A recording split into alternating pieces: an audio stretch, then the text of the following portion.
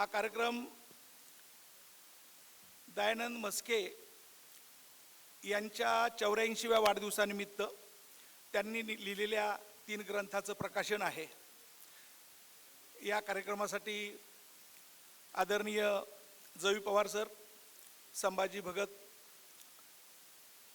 आणि अनेक मान्यवर उपस्थित आहेत। तत्पूर्वी कार्यक्रमाला सुरुवात करण्यापूर्वी महापुरुषांच्या प्रतिमांचं पूजन होईल, त्यांना पुष्पमाला अर्पण करण्यात येईल। मी मान्यवरांना विनंती करतो की त्यांनी महापुरुषांच्या पुष्प वाहण्यासाठी उपस्थित राहावे।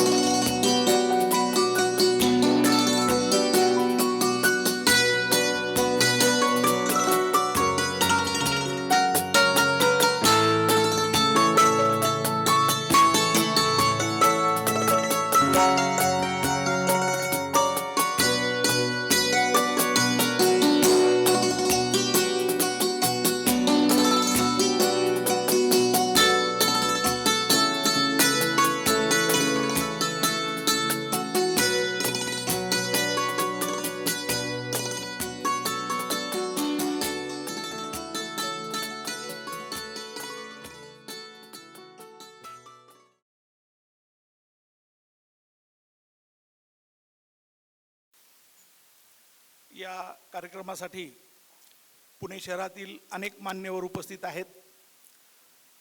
आयुष्मान धिवरे साहेब आहेत, आसिफजी गांगुर्डे आहे, सुखदेव सोनवणे आहेत, दिलीप दादा जगताप आहेत।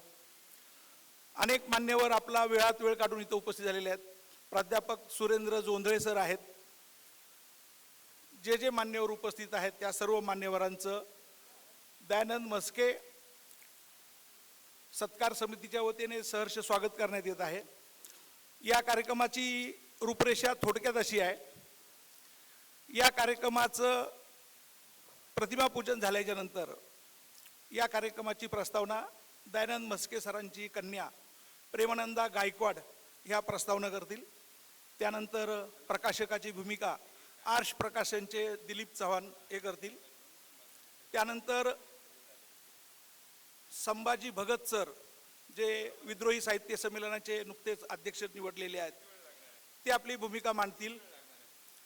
जवी पवार कार्यक्रमाचे अध्यक्ष आहेत, दलित पॅंथरचे संस्थापक आहेत, त्यांनाही अध्यक्षपदाचा आपला अमूल्य वेळ द्यायचा आहे। आदरणीय रामदासजी आठवले साहेब हे कोरेगाव पार्क येथे कार्यक्रमात आहेत, ते निघालेले आहेत। तोपर्यंत आपण त्यांच्या संमतीने हा कार्यक्रम सुरू करत आहोत। या कार्यक्रमाची प्रस्तावना मी विनंती करतो प्रेमानंदाताई गायकवाड यांना की त्यांनी या कार्यक्रमाची प्रस्तावना करावी। हा कार्यक्रम दयानंद म्हस्के कुटुंबाच्या वतीने आणि आर्ष प्रकाशनच्या वतीने आयोजित केलेला आहे। हा कार्यक्रम केवळ कौटुंबिक असल्यामुळे इथं थोडीशी मर्यादा आहे।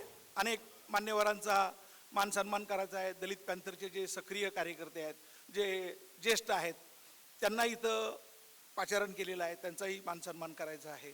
कार्यक्रमाची वेळ आणि आदरणीय दयानंद म्हस्के साहेबांची शारीरिक प्रकृतीचा विचार करून हा कार्यक्रम जास्त लांबवता येण्यासारखा नाही आहे, 2-2.5 तासाचा आहे।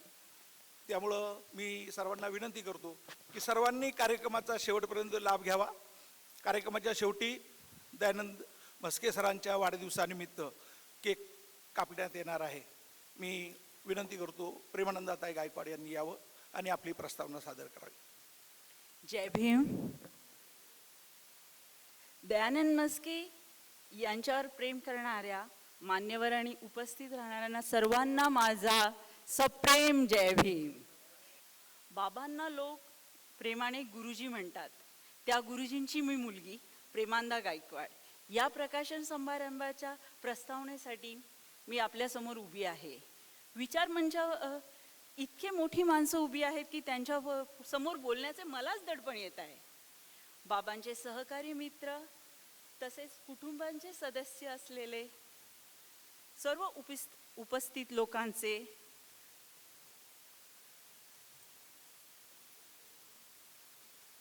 आणि आमच्याकडे उपस्थित सर्वांचे मी मनापासून आभार मानते. वाढदिवस वगैरे साजरा करणे ही बाबांच्या तत्वात न बसणारी गोष्ट आहे. मूळचे पुस्तकाचे प्रकाशन करणे हीच आजच्या नियोजनाची काय होते. या प्रेमादाताई थोड्याशा इमोशनल झाल्यात. त्याच्या राहिलेले काम त्यांची मोठी बहीण करत आहे. त्यांना विनंती करतो की हे प्रस्तावना पूर्ण करावी. तुम्हा सर्वांना जय भीम. कारण असं आहे की या सगळ्या कार्यक्रमाची जी धुरा आहे ती माझ्या बहिणीने सांभाळली. कारण अगदी top to bottom everything she can do it. तर ते झालं आहे. आणि या व्यास मंचावरती एवढ्या प्रतिष्ठित आणि विचारवंतांच्या समोर बोलणं थोडंसं तिला डोईजड होतं आहे. तर त्याबद्दल मी आपली सगळ्यांची क्षमा मागते आणि कार्यक्रमाला सुरुवात करते. विचारमंचावर इतकी मोठी माणसं बसली आहेत की आम्हालाही त्याचं दडपण आलेलं आहे. कारण बाबांचे सहकारी मित्र आणि मस्के कुटुंबाचा भाग असलेले केंद्रीय सामाजिक न्यायमंत्री रामदास आठवले साहेब, आंबेडकरी चळवळीचे संस्थापक आणि भाष्यकार ज.वी. पवार साहेब, प्रख्यात आंबेडकरी शाहिरी संभाजी भगत साहेब इथे उपस्थित आहेत. त्यामुळे आम्हाला हलकंसं दडपण हे आहेच. वाढदिवस वगैरे साजरे करणं आणि तोही सार्वजनिकरित्या साजरे करणं हे पप्पांच्या तत्वात मुळात बसत नाही आहे. आणि त्यामुळे या गोष्टीचं नियोजन म्हणजे आम्ही हा विचार केला की त्यांचं जे लेखन आहे, प्रचंड लेखन त्यांनी लिहून ठेवलेलं आहे आणि ते पुढे आलं पाहिजे. त्यामुळे त्यांचं लेखन प्रकाशित करण्यासंबंधीचा हा आमचा विचार आहे. बाबांनी त्यांच्या सार्वजनिक आयुष्याच्या धावपळीत बरंचसं लेखन केलं होतं आणि त्यावर त्यांनी माती नावाचं पुस्तक 1988 साली प्रकाशित केलेलं आहे. आणि त्या समारंभाला देखील महाराष्ट्राचे माजी मुख्यमंत्री केंद्रीय गृहमंत्री सुशीलकुमार शिंदे साहेब उपस्थित होते. त्यालाही आता 30 वर्षाहून अधिक काळ झालेला आहे. आणि त्यानंतर बाबांनी असंख्य चित्र काढलीत, रेखाटलीत, कथा कविता लिहिलेल्या आहेत. त्याचबरोबर त्यांचं कथाकथनाचे दूरदर्शनावर कार्यक्रमही झालेले आहेत. म्हणजे सतत कार्यरत राहणं ही त्यांची वृत्ती आहे. त्याचबरोबर त्यांनी प्रकाशित व्हायच्या काही गोष्टी त्यांच्या राहून गेल्या होत्या आणि गेल्या 15-20 वर्ष सक्रिय राजकारणातून दूर असल्यामुळे त्याचबरोबर त्यांची वयोमानानुसार तब्येतीच्याही तक्रारी ह्या चालूच होत्या. तरीही त्यांचं लेखन हे सुरू राहिलं होतं. कारण लेखणी हा त्यांचा आत्मा आहे असंच मी म्हणेन. कारण इथल्या व्यवस्थेने सुद्धा उच्चारायचा अधिकार आपल्याला दिला नव्हता. परंतु त्या स्थितीत डॉक्टर बाबासाहेब आंबेडकरांनी आपल्याला लेखणीसारखं साधन दिलंय आणि असं मजबूत साधन आपण कसं गमवायचं हे ध्येय त्यांच्या उरी होतं. आणि ते त्यांनी मनाशी बाळगून अनेक पुस्तकं लिहिलेली आहेत. म्हणजे माझ्या लेखणीत बाबासाहेब जिवंत राहिलेच पाहिजे आणि माझा लेखणीचा विचार हा माझ्या पुढच्या पिढीला मिळालाच पाहिजे. तर त्यामुळे बाबासाहेबांनी दिलेला हा वसा आयुष्यभर ते जपत राहिलेले आहेत. शब्द हे वर्तमान आणि इतिहास हे दोघांचा रेकॉर्ड ठेवण्याचं साधन आहे आणि त्यामुळे शब्दांची ताकद ही अतिशय मोठी आहे.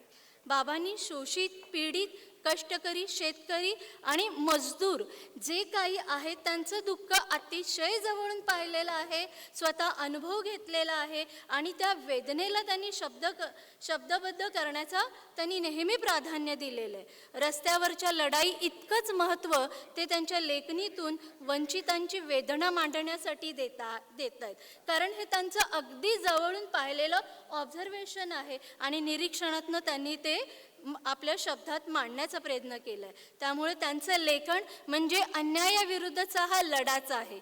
त्यांच्या या कवितेमधून आम्हालाही देखील नेहमी जाणवत आलेलं आहे. विशेषतः आपल्या वडिलांचं जगू तात्याचं हे चरित्र त्यांनी लिहिलं आणि ते केवळ एका व्यक्तीचं चरित्र नाही तर संपूर्ण गावगाड्याचं चरित्र आहे.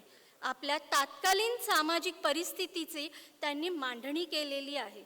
त्यामुळे ज्या ज्या वेळी ते वाचायचे तेव्हा वाटायचं की हे लोकांसमोर आलं पाहिजे. म्हणजे बाबांनी त्यांच्या म्हणजे आमच्या आजोबांच्या काळात असलेली परिस्थिती अतिशय जवळून पाहिलेली आहे आणि त्या परिस्थितीचं उदाहरण ते आम्हाला वेळोवेळी देत होते आणि त्यांचं लिखाण सातत्याने त्यानुसार चालू होतं. त्यामुळे आम्ही मुलांनी हा विचार केला की हे बांधून ठेवायला नको, हे लोकांपर्यंत येणं गरजेचं आहे.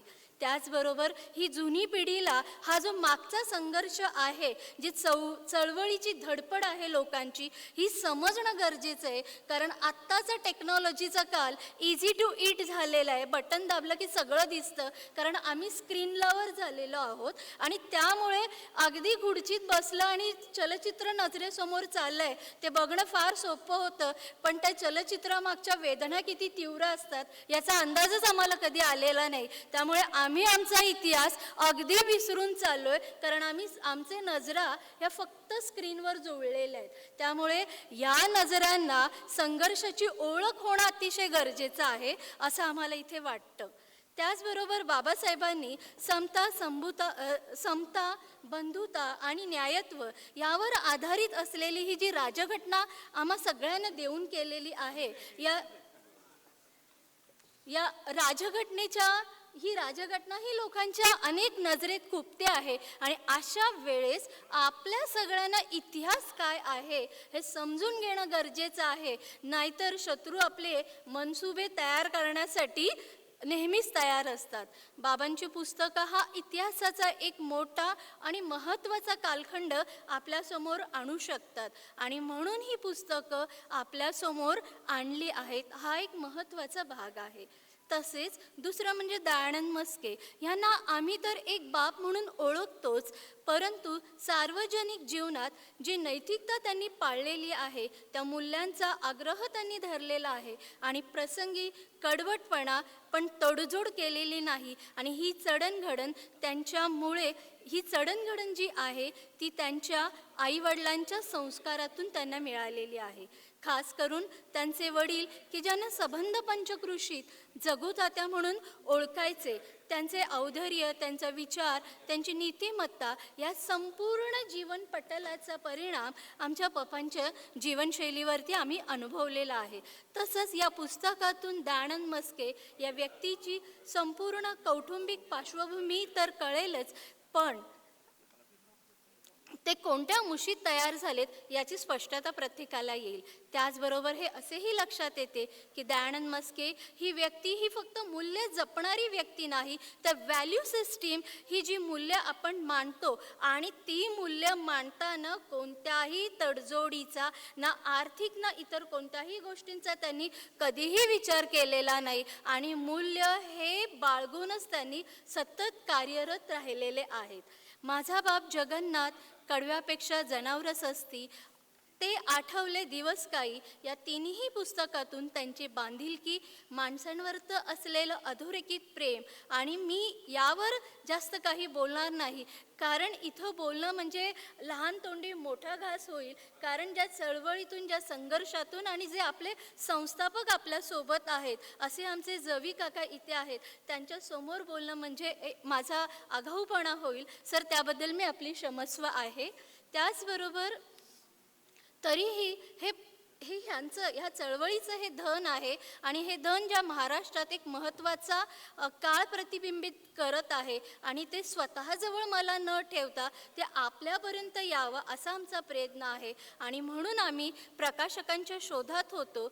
तेव्हा आम्हाला सावतकर सर भेटलेत आणि सावतकर सरांमुळे आम्हाला सोनवणे सर तसेच आर्ष पब्लिकेशनचे दिलीप चव्हाण सर यांच्याशी आमची भेट झाली. आणि या वेळेचं रूपांतर आजचा हा तुम्ही देखणा स्वरूप सोहळा पाहत आहात. आणि यांनी अतिशय कष्टाने ही पुस्तकं अगदी आत्मीयतेने आपल्यापर्यंत आणण्याचा प्रयत्न केलेला आहे. या संपूर्ण आयोजन नियोजनात खूप लोकांचे हातभार आम्हाला लाभलेले आहेत आणि प्रत्येक हा समारंभ उत्तम होण्यासाठी त्यांनी परिश्रम घेतलेत. त्याचबरोबर इथे मी असं कुणाचं आवर्जून नाव घेणार नाही, पण आम्हा मुलींसोबत आमचे मस्के साहेब म्हणजे आमचे नवरे, आमचे जावई आमच्यासोबत होते. आणि सगळ्यात महत्त्वाचं म्हणजे माझी जी ताई आहे प्रेमानंदा गायकवाड आणि तिचे मिस्टर सिद्धार्थ गायकवाड यांनी या सगळ्या गोष्टींमध्ये इनिशिएटिव्स घेतलेल्या आहेत. अगदी सुरुवातीच्या सगळे पेपर जमा करणं, प्रिंट करणं, जुळवाजुळव करणं, पेपर कलेक्शन, फोटो कलेक्शन, अगदी म्हणजे 88च्या आधीचा जो सगळा काळ आहे तो त्यांनी चाळून काढलेला आहे. आणि आम्हाला मी आज स्पेशली सांगेन की आमचे जे प्रकाशक आहेत दिलीप चव्हाण सर, त्यांनी हे सगळं अतिशय सुंदररित्या त्याची थाटणी केलेली आहे. त्यामुळे त्यांना मी अगदी स्पेशली आभार मानेनच. आणि यानुसार कार्यक्रमाला आता सुरुवात होईल. थँक्यू. मित्रो, या कार्यक्रमासाठी जे मान्यवर उपस्थित आहेत त्या मान्यवरांचा सत्कार करायचा आहे. तर मी संभाजी भगत सर, जवी पवार साहेब यांचा सत्कार करण्यासाठी लय गोंधळ होईल. तर मी प्रेमानंदा गायकवाड आणि दयानंद मस्के सरांच्या चारी कन्या आणि त्यांचे जावई यांना विनंती करतो की आपण मंचावर उपस्थित राहावं.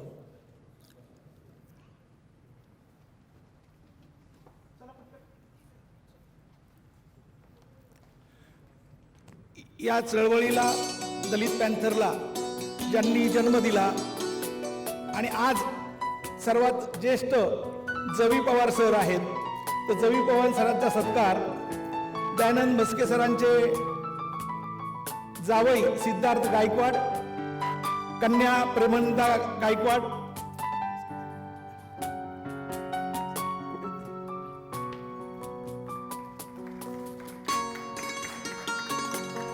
मस्के सरांनी बाबासाहेब आंबेडकरांचं स्वतः काढलेलं तैलचित्र जवी पवार सरांना सप्रेम भेट देण्यात येत आहे.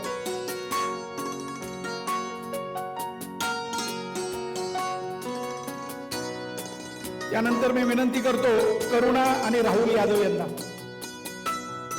संभाजी भगत सरांच्या सत्कारासाठी करुणा आणि राहुल यादव या मस्के सरांच्या कन्या आणि जावयांनी स्टेजवर यावं.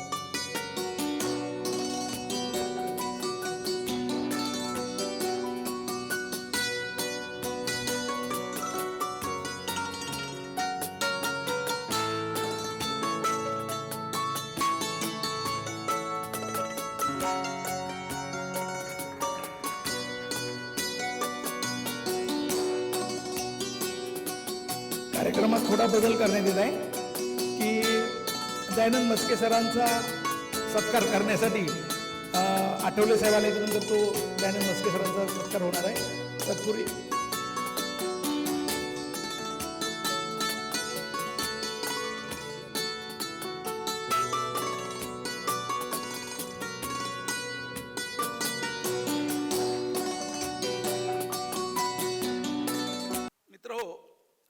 हा जो कार्यक्रम आहे या कार्यक्रमाच्या संदर्भात पुणे शहरातील अनेक लोक आलेली आहेत. सर्वांचा नामोल्लेख करणं वेळेच्यामुळं शक्य होत नाही, तरी अनेक लोकांना बोलायचं आहे. परंतु कार्यक्रम हा दयानंद मस्के सरांच्या प्रकृतीकडे पाहून जितका लवकर आटोपता येईल तेवढा लवकर आटोपण्याचा आम्ही प्रयत्न करत आहोत. या कार्यक्रमासाठी पुण्याच्या माजी उपमहापौर वाडेकर ताई आलेल्या आहेत, सुनीताताई वाडेकर, सिंचन विभागातून सेवानिवृत्त झालेले मुख्य इंजिनियर पांडुरंग शेलार साहेब आहेत. मी या आर्च प्रकाशनचे प्रकाशक दिलीप चव्हाण सरांना विनंती करतो की या तिन्ही ग्रंथाचं प्रकाशन उपस्थित मान्यवरांच्या हस्ते करायचं आहे. त्यांनी प्रकाशनासाठी स्टेजवर यावं. दिलीप चव्हाण सर. सर्वांना सप्रेम जय भीम. मला अतिशय आनंद आणि अभिमानाचा असा हा क्षण आहे की दलित पॅन्थर चळवळीचे सहसंस्थापक आदरणीय आयुष्मान दयानंद मस्के यांच्या 3 ग्रंथांचं प्रकाशन आज या ठिकाणी होणार आहे. ज्या माणसांची नावं आपण लहानपणापासून वर्तमानपत्रात वाचत आलो, ज्यांच्या चळवळींबद्दल ऐकत आलो आणि कदाचित आपला जन्मही नसेल झाला तेव्हापासून जी माणसं सार्वजनिक जीवनामध्ये सक्रिय आहेत आणि शोषित, पीडित, वंचित, दलित, शेतकरी, कष्टकरी, कामगार यांच्या लढाया रस्त्यावर उतरून तर ते लढतच आलेले आहेत. पण आपल्या सर्वांच्या सुदैवाने म्हणूया की त्यांनी त्या लढाईचा बराचसा भाग नोंदवून पण ठेवलेला आहे. आणि माझ्या दृष्टीने एक प्रकाशक म्हणून ही अतिशय महत्त्वाची गोष्ट आहे. कारण आपला इतिहास जर हरवला तर आपल्या पुढच्या पिढ्यांना सांगण्यासाठी आपल्याकडे काही नसेल. म्हणजे त्यांना कळणारच नाही की आपण कुठून कुठपर्यंतचा प्रवास केला आहे. दुसरी माझ्यासाठी आनंदाची गोष्ट ही आहे की आज या समारंभासाठी माझे अतिशय आवडते शाहीर संभाजी भगत आपल्यामध्ये उपस्थित आहेत. मी त्यांचंही प्रकाशक म्हणून मनापासून स्वागत करतो. आणि जवी पवार सर, आदरणीय जवी पवार सर आपल्यामध्ये आहेत, जे या संपूर्ण आंबेडकरी चळवळीचे भाष्यकार म्हणून आपण सर्वजण त्यांचा आदर करतो. किंबहुना त्यांचा शब्द शेवटचा मानला जातो. या चळवळीच्या संदर्भात ते जे काही म्हणतात त्याला खूप मोल आहे आपल्या सर्वांच्या दृष्टीने. आणि जवी सरांच्या समोर काहीही बोलणं चळवळीच्या अनुषंगाने म्हणा किंवा प्रकाशनाच्या बद्दल, कारण त्यांची स्वतःची 40 पुस्तकं आहेत जवी सरांची, तर काहीही बोलणं म्हणजे अतिशय अवघड काम आहे. पण माझ्यासाठी एक छोटासा प्रकाशक म्हणून आर्ष प्रकाशन संस्था ही माझी प्रकाशन संस्था आहे. आणि माझा प्रयत्न असतो की जे चांगले पुस्तकं आहेत, ज्यांना जे दीर्घजीवी पुस्तकं आहेत, ज्यांना खूप आयुष्य आहे ज्या पुस्तकांना, आणि जी पुस्तकं अशा माणसांबद्दल लिहिली आहे की त्यांचा आवाज मुख्य प्रवाहामध्ये आपल्याला कुठं ऐकायला येत नाही, ती माणसं आपल्याला बघायला मिळत नाही तथाकथित मुख्य प्रवाहामध्ये. मला असं वाटतं की ते सगळं आपल्याला आणता आलं पाहिजे, जतन करता आलं पाहिजे. कारण आपण डॉक्युमेंट्सच्या बाबतीत अतिशय तशी उदासीन माणसं असतो. पण विक्रम सोनवणे सर असतील, सावतकर साहेब असतील, या सगळ्यांच्यामुळे ही 3ही पुस्तकं माझ्यापर्यंत आली. त्यांनी माझ्यावर विश्वास दाखवला की हे पुस्तक आपण करावं. याआधी आर्ष प्रकाशननी गेल ऑम्वेट यांची 3 पुस्तकं प्रकाशित केली आहेत. आपण सर्वांनी गेल ऑम्वेट यांचं नाव ऐकलं असेल की ज्या सत्यशोधक चळवळीवरती संशोधन करण्यासाठी भारतात आल्या आणि कायमस्वरूपी भारतातच राहिल्या. खास करून दलित, आदिवासी आणि स्त्रिया यांच्या अभ्यासाच्या बाबतीत त्यांनी जे काम करून ठेवलं आहे समाजशास्त्रीयदृष्ट्या, ते जागतिक स्तरावर अतिशय महत्त्वाचं मानलं जातं. आणि तेही काम आपण आपल्या पद्धतीने, आता माझ्याकडे गेल ऑम्वेटचे जवळपास 15 ते 20 खंड होतील एवढं त्यांचं प्रकाशित आणि अप्रकाशित असं साहित्य आहे.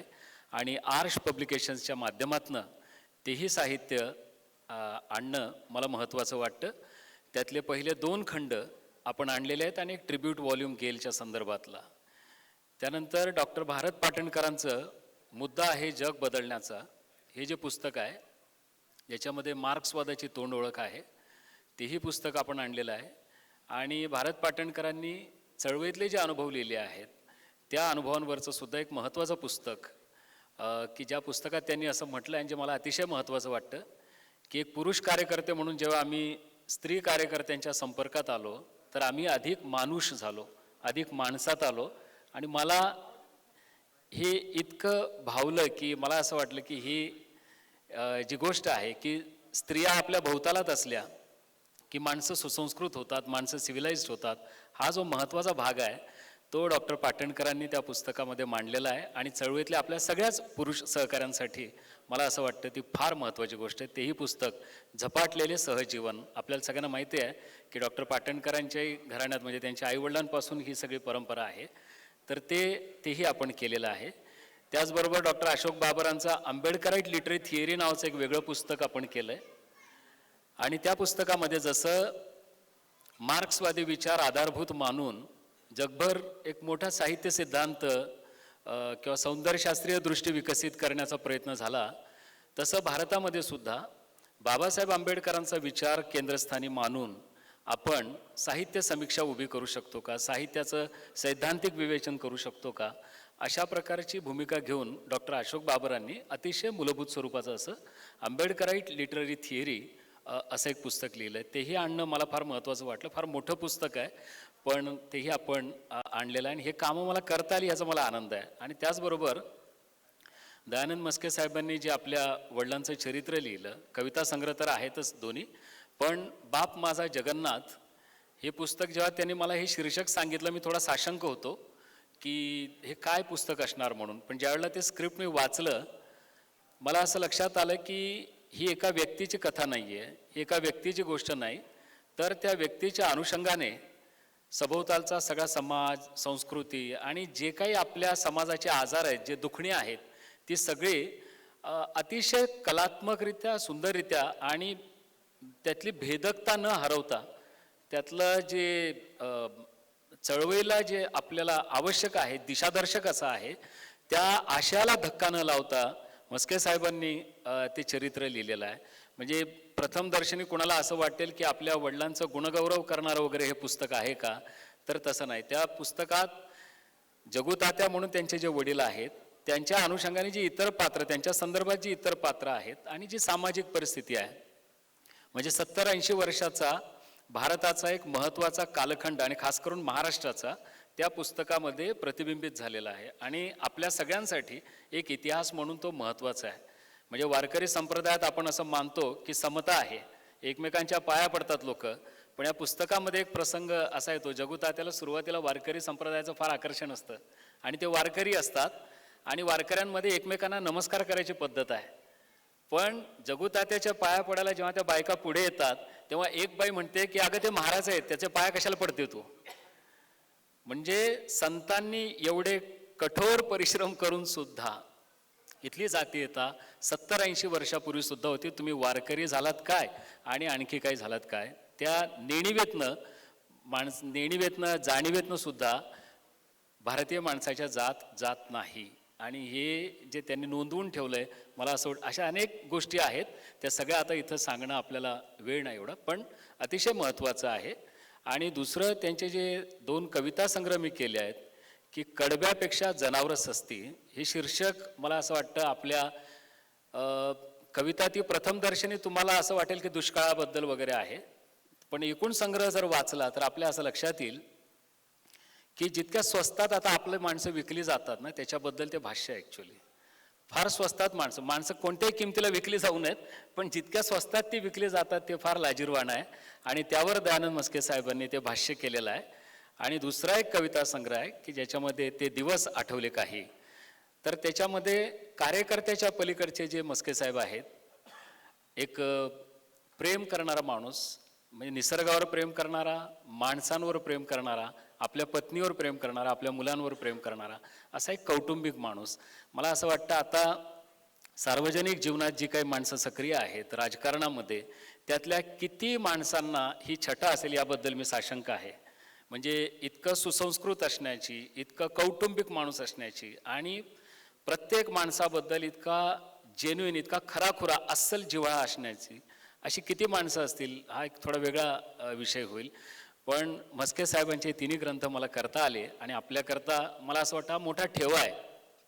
आणि हा जो ठेवा आहे हा काही त्यांच्या कुटुंबाने आपल्या घरापुरता ठेवावा अशी गोष्ट नाही, तो आपल्या सगळ्यांच्या घराघरात असावा आणि तो पुढच्या पिढ्यांपर्यंत सुद्धा पोहोचावा.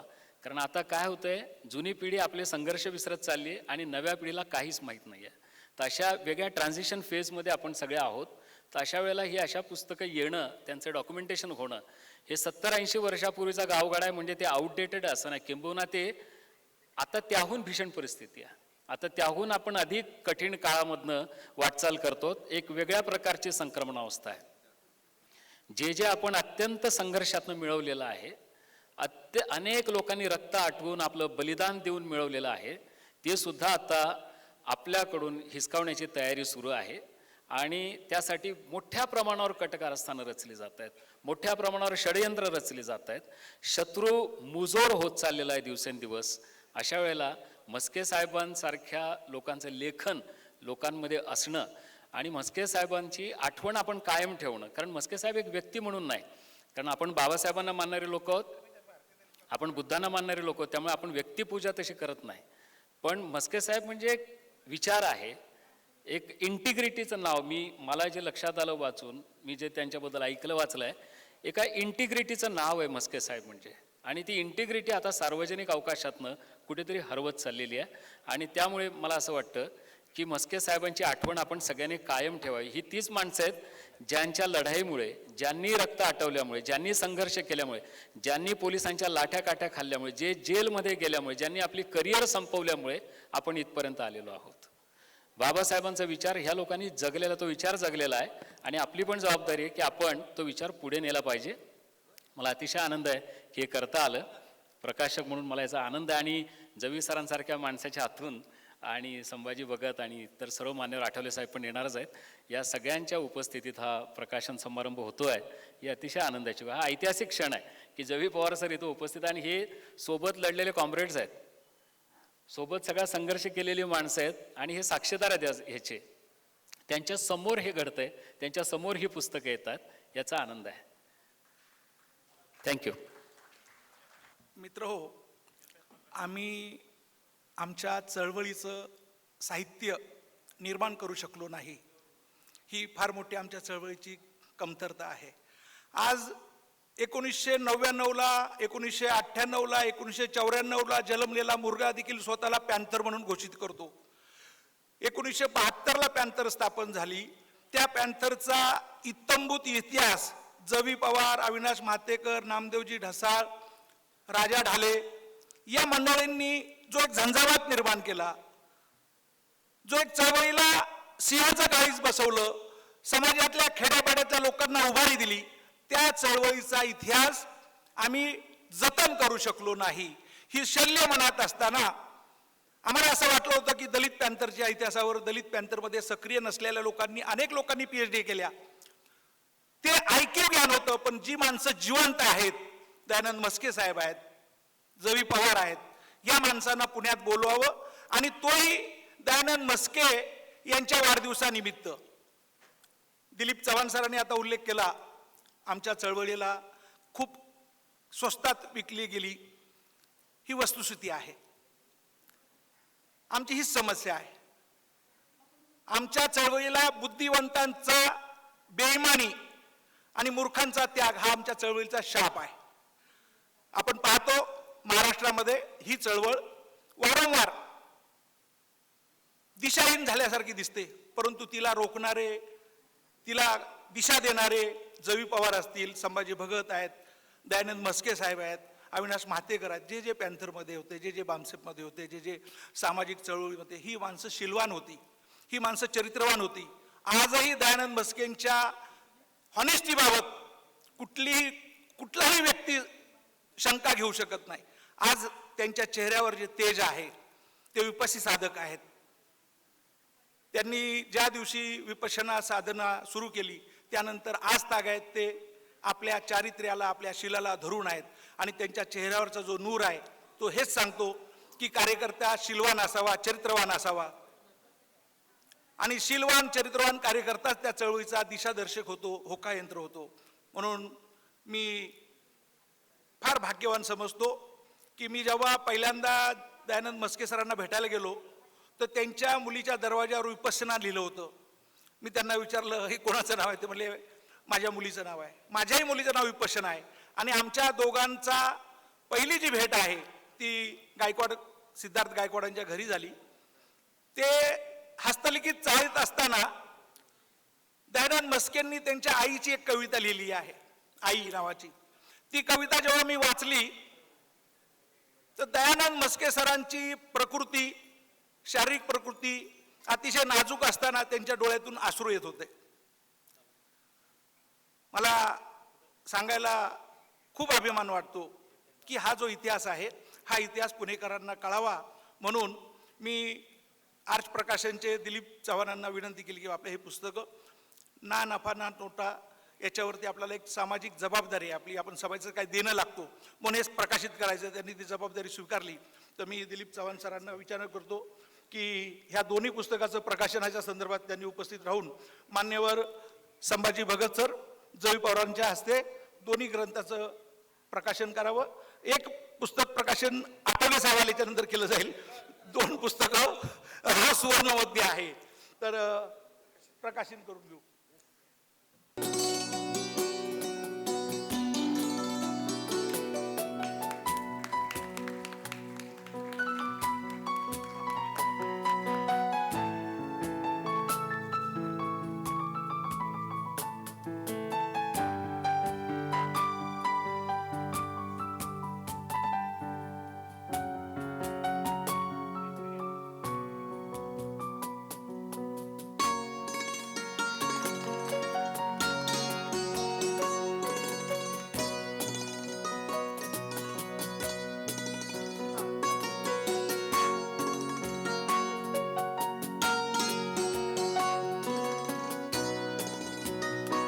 या कार्यक्रमाला पुण्यातील उत्कृष्ट सूत्रसंचालक माझे मित्र आहेत दीपकजी म्हस्के उपस्थित आहेत. त्यांच्यासोबतही पुण्यातील अनेक मान्यवर आलेले आहेत. तर मी दीपकजी म्हस्केंचं मनापासून स्वागत करतो.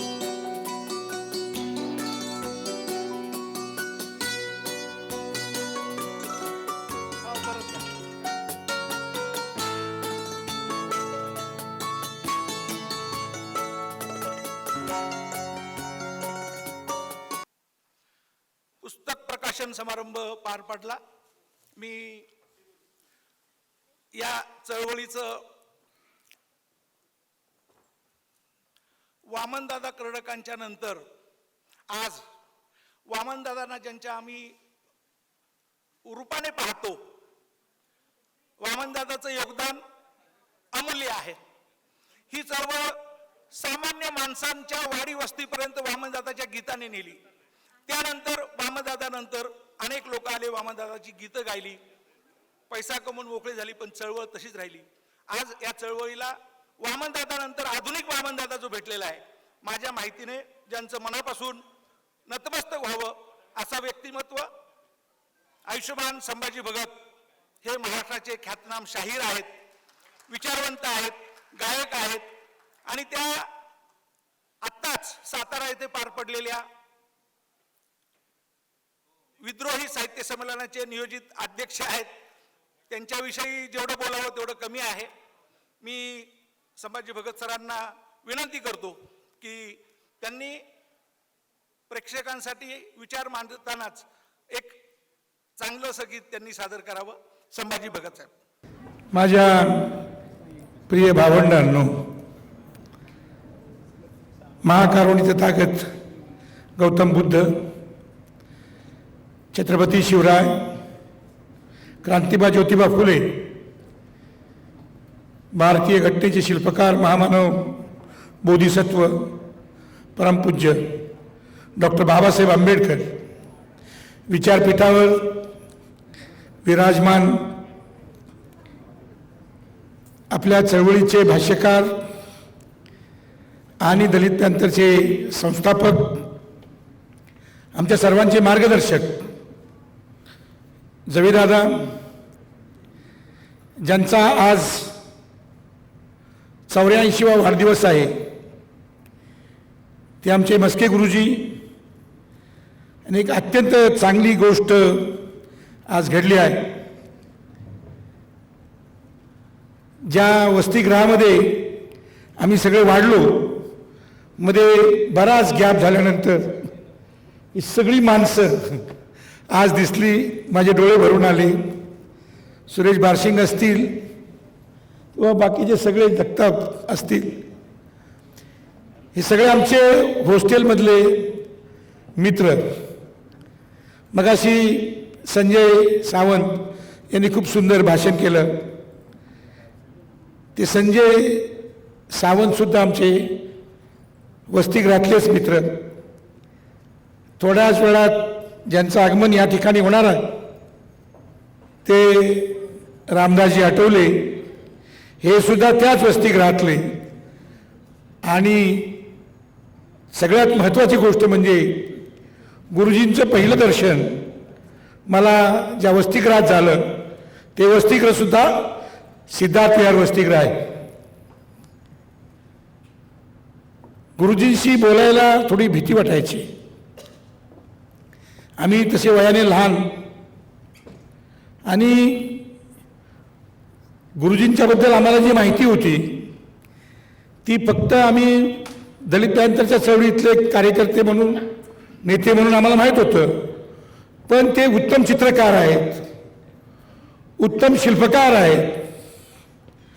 त्याचबरोबर त्यांनी गाणंसुद्धा लिहिलं आहे, गायलं आहे. अतिशय चांगल्या पद्धतीचं अनेक कलांचा संगम हा गुरुजींच्या ठायी होता, आहे. आज 84 वर्ष त्यांना होत आहेत. 84वा वाढदिवस आहे. ज्या माणसांनी आम्हाला रस्ता दाखवला त्या रस्त्याने आम्ही चाललो आणि आजचा काळ जो आमच्या समोर आलेला आहे तो बघितला की आम्हाला वाटतं की तो काळ फार चांगला होता. तो काळ भारलेला काळ होता. सिद्धार्थ विहार हॉस्टेलमध्ये सुरेश बारसिंग यांची खोली असो किंवा आणखी रतनकुमार पाटलीपुत्र यांची रूम असो, पुस्तकांनी भरलेल्या खोल्या होत्या. आणि सिद्धार्थ विहारच्या खाली भिंतींवर कविता लिहिलेल्या, चित्र काढलेली. त्या वसतिगृहानं महाराष्ट्रालाच नव्हे तर देशाला एक मोठी चळवळ दिली. त्या चळवळीचं ही सगळी जी मोठी मंडळी जी आहेत, गुरुजींसारखे जे लोक आहेत, ते ज्यावेळेस थकले, घरी आराम करावा असं त्यांचं वय झालं, तिथपासून आम्हाला खूप मोठे प्रश्न पडलेले आहेत. गुरुजींबरोबर नंतर फोनवरनं खूप चर्चा होत असत आणि त्यांच्याबरोबर चर्चा करणं म्हणजे खूप मोठी, एका बाजूला गंमत होती, दुसऱ्या बाजूला फार मोठी झंगडपकड असायची. कारण त्यांचे रेफरन्सेस आणि ते ज्यांचं वाचन, या सगळ्या गोष्टी बघितल्या तर अशा प्रकारची माणसं ही ज्या वेळेला थकतात आणि चळवळीतनं त्यांचा हात बाजूला होतो तेव्हा खरंच पोरकं झाल्यासारखं वाटतं. मगाशी बारसिंग म्हणाले की त्यांनी चळवळीसाठी जे कामं केली ती विविध पातळ्यांवरची कामं होती. आणि जी पुस्तकं त्यांनी लिहिलेली आहेत ती काही मी वाचली नाही. आत्ताच त्याचं प्रकाशन झालं पण मी वाचली नाही. परंतु मी त्यांची चित्र बघितलेली आहेत, मी त्यांची शिल्प बघितलेली आहे. आणि त्यांनी जे काम केलं ते त्या काळातलं, जसं त्यांनी एक सत्तेच्या राजकारणाचा एक भाग त्यांच्या जीवनामध्ये होता, त्याहून कितीतरी महत्त्वाचा भाग हा त्या काळातलं सांस्कृतिक राजकारण त्या काळामध्ये घडत होतं. दलित पॅंथर ही फक्त रस्त्यावरची चळवळ नव्हती, तर ती या महाराष्ट्रातल्या आणि या देशामधली एक मोठी सांस्कृतिक राजकारण करणारी एक जहाल संघटना होती. आणि म्हणून त्या काळात मनुवाद्यांना आम्ही कुठेही रस्त्यावर ललकारत होतो. काळ असा होता कारण आमच्याकडे आमचं स्वतःचं सांस्कृतिक राजकारण जे बाबासाहेबांनी दिलं होतं ते आम्ही त्या काळासाठी विकसित केलं होतं. आज मनुवाद्यांनी सांस्कृतिक राजकारणाचं हत्यार करून आमचा विचार गारद करण्याचं कारस्थान रचलेलं आहे. मी फार जबाबदारीने सांगतो की या देशामधला मनोवाद, त्याची हिंमत नव्हती डोकं वर करून बोलायची, तोंड वर करून बोलायची. आज ते मनोवादी तोंड वर करून आम्हाला बऱ्याच गोष्टी सांगतायत. बाबासाहेबांचा विचार म्हणजे फक्त दलितांवरच्या अन्यायाचा प्रतिकार नव्हे, या देशामधले तळागाळातले जे मानव समूह आहेत, अल्पसंख्याक मानव समूह आहेत, त्यांचं जीवन आज भेदरलेलं आहे. आणि अशा भेदरलेल्या काळामध्ये आपल्याला राजकीय मतभेद काही असू शकतात, परंतु बारसिंग साहेब, आपले सांस्कृतिक मतभेद आपण ठेवता कामा नये. मी कितीही मतभेद असले तरी आठवले साहेबांना भेटतो. ज्या ज्या वेळेस त्यांची तब्येत, मला कळतं की तब्येतीचा काहीतरी प्रॉब्लेम आहे, त्यावेळेला मी जाऊन भेटतो. मतभेद आहेत माझे आणि ते असावेत. माणुसकी शेवटी आहे, विचारांचं युद्ध जे आहे ते होणारच आहे. या काळातलं सांस्कृतिक राजकारण घडवण्यासाठी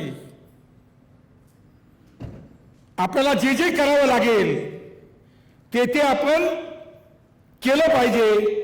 अदरवाईज हा देश मनुवाद्यांच्या सरळ ताब्यात आहे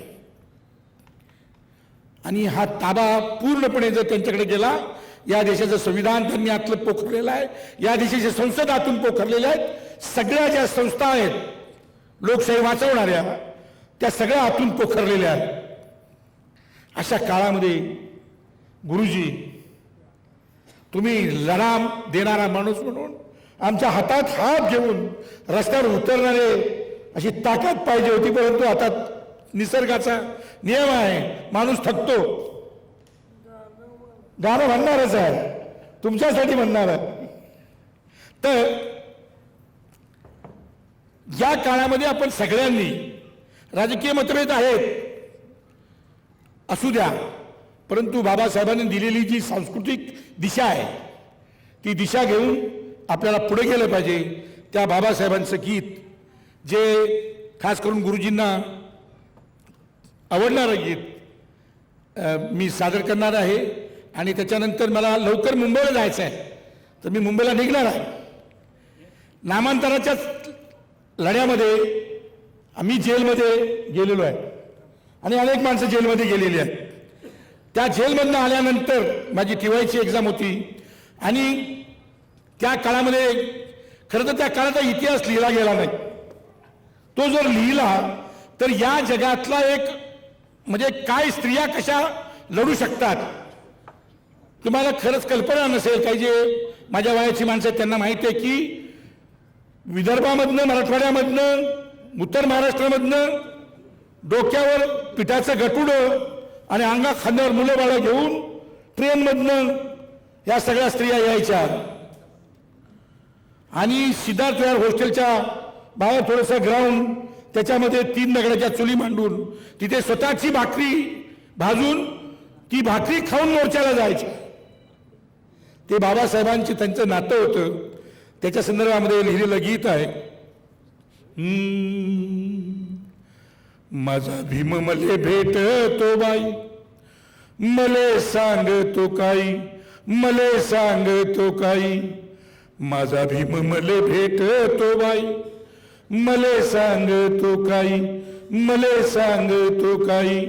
शेताच्या पातीला उभा, राबत्या हाताच्या साथीला उभा, भूक जगणाऱ्या रातीला उभा गा. मुख्या वासराच्या अस्वात बाई, भीम पाहते बाई, भीम पाहते बाई, भीम पाहते बाई. साळच्या दारात उभा, टाक लेखण्यांच्या शाईत उभा, बुकाच्या राशीत उभा, चिमणीच्या वातीत उभा, वातीच्या उजेडात उभा गा. बोट लेकराचं हातामध्ये घेई, त्याले साळत नाही, शिक लढण्यासाठी म्हणतो गाबाई, त्याले साळत नाही आई भूमीला म्हणतो गाबाई. नदी काठान धुंडी तो आई, पाय ठेवायला जमीन का नाही. वनवास रामाचा सांगत्यात बाई, वनवास रामाचा 14 वर्ष बाई. आमचा वनवास जन्माचा बाई ग, आमचा वनवास जन्माचा बाई. त्याच आहे का कुणाला काही. भीम गरजून सांगतो बाई, मागून मिळणार नाही, मागून मिळणार नाही. अशा बाबासाहेबांना आपण कुठं ठेवलं. भीम पुतळ्यात बंद केला बाई, भीम भजनात मंद केला बाई. त्याच्या वैऱ्यांनी जेर बंद केला गा. भीम माझा रडितो गा ढाई ढाई, आसू डोई बेडी पायी. वळी वसवांचे कोसळती बाई, अंग अंगची चवताळते बाई. भीम बाजारी अनलाग बाई, त्याची जाहिरात झाली गा बाई. सारे खाटी क जमले गा बाई ग, सुरे सरसर सरसावले बाई. चळचळ रक्ताच्या चिळकांड्या बाई, साऱ्या भाळी भिडल्या ग बाई.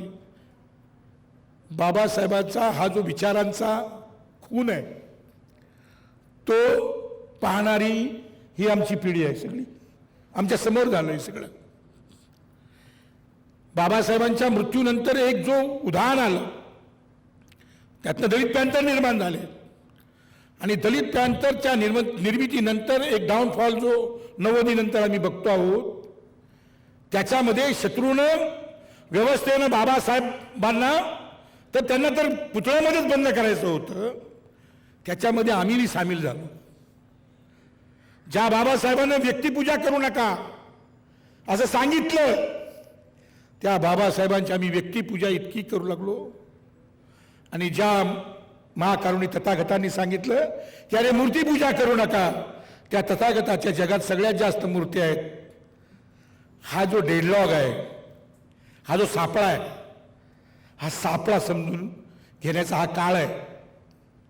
जर आपण हा सापळा समजलो नाही तर आपली आता बरीचशी चळवळ, जसं की मगाशी संजय सावंत सुद्धा म्हणाले की आपल्या चळवळीचं ज्या पद्धतीचं काय वातावरण झालंय, याच्यापेक्षा वाईट दिवस येऊ नयेत असं जर वाटत असेल, तुम्ही सगळे सुस्थितीत आहात, चांगल्या परिस्थितीत आहात. तुम्ही पहिल्यासारखं पोटाला चिमटा काढून उपाशी तापाशी झोपायचे दिवस तुमचे गेलेले आहेत.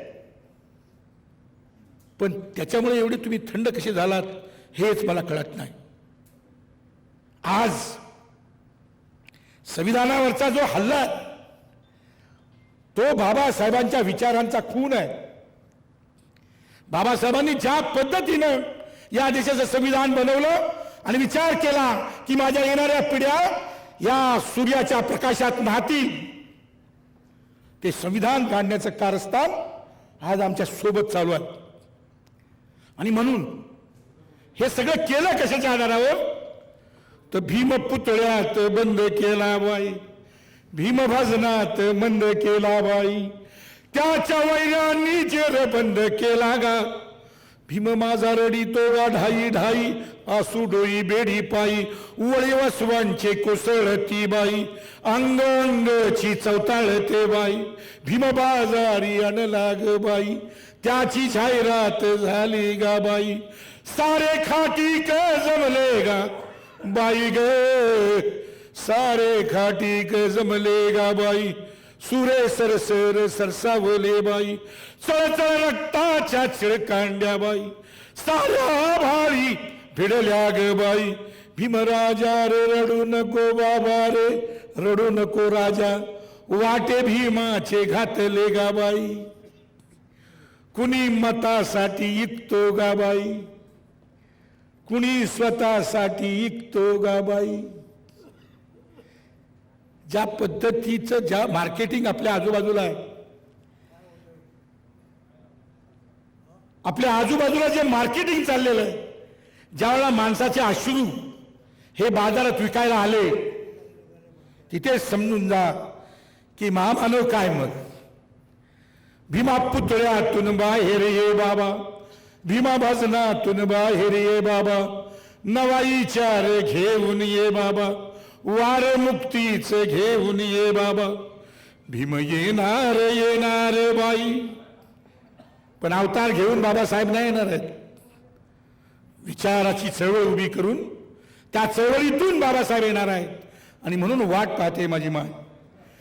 भीम येणार बाई, वाट पाहते बाई, वाट पाहते बाई, वाट पाहते बाई, वाट पाहते बाई, वाट पाहते बाई.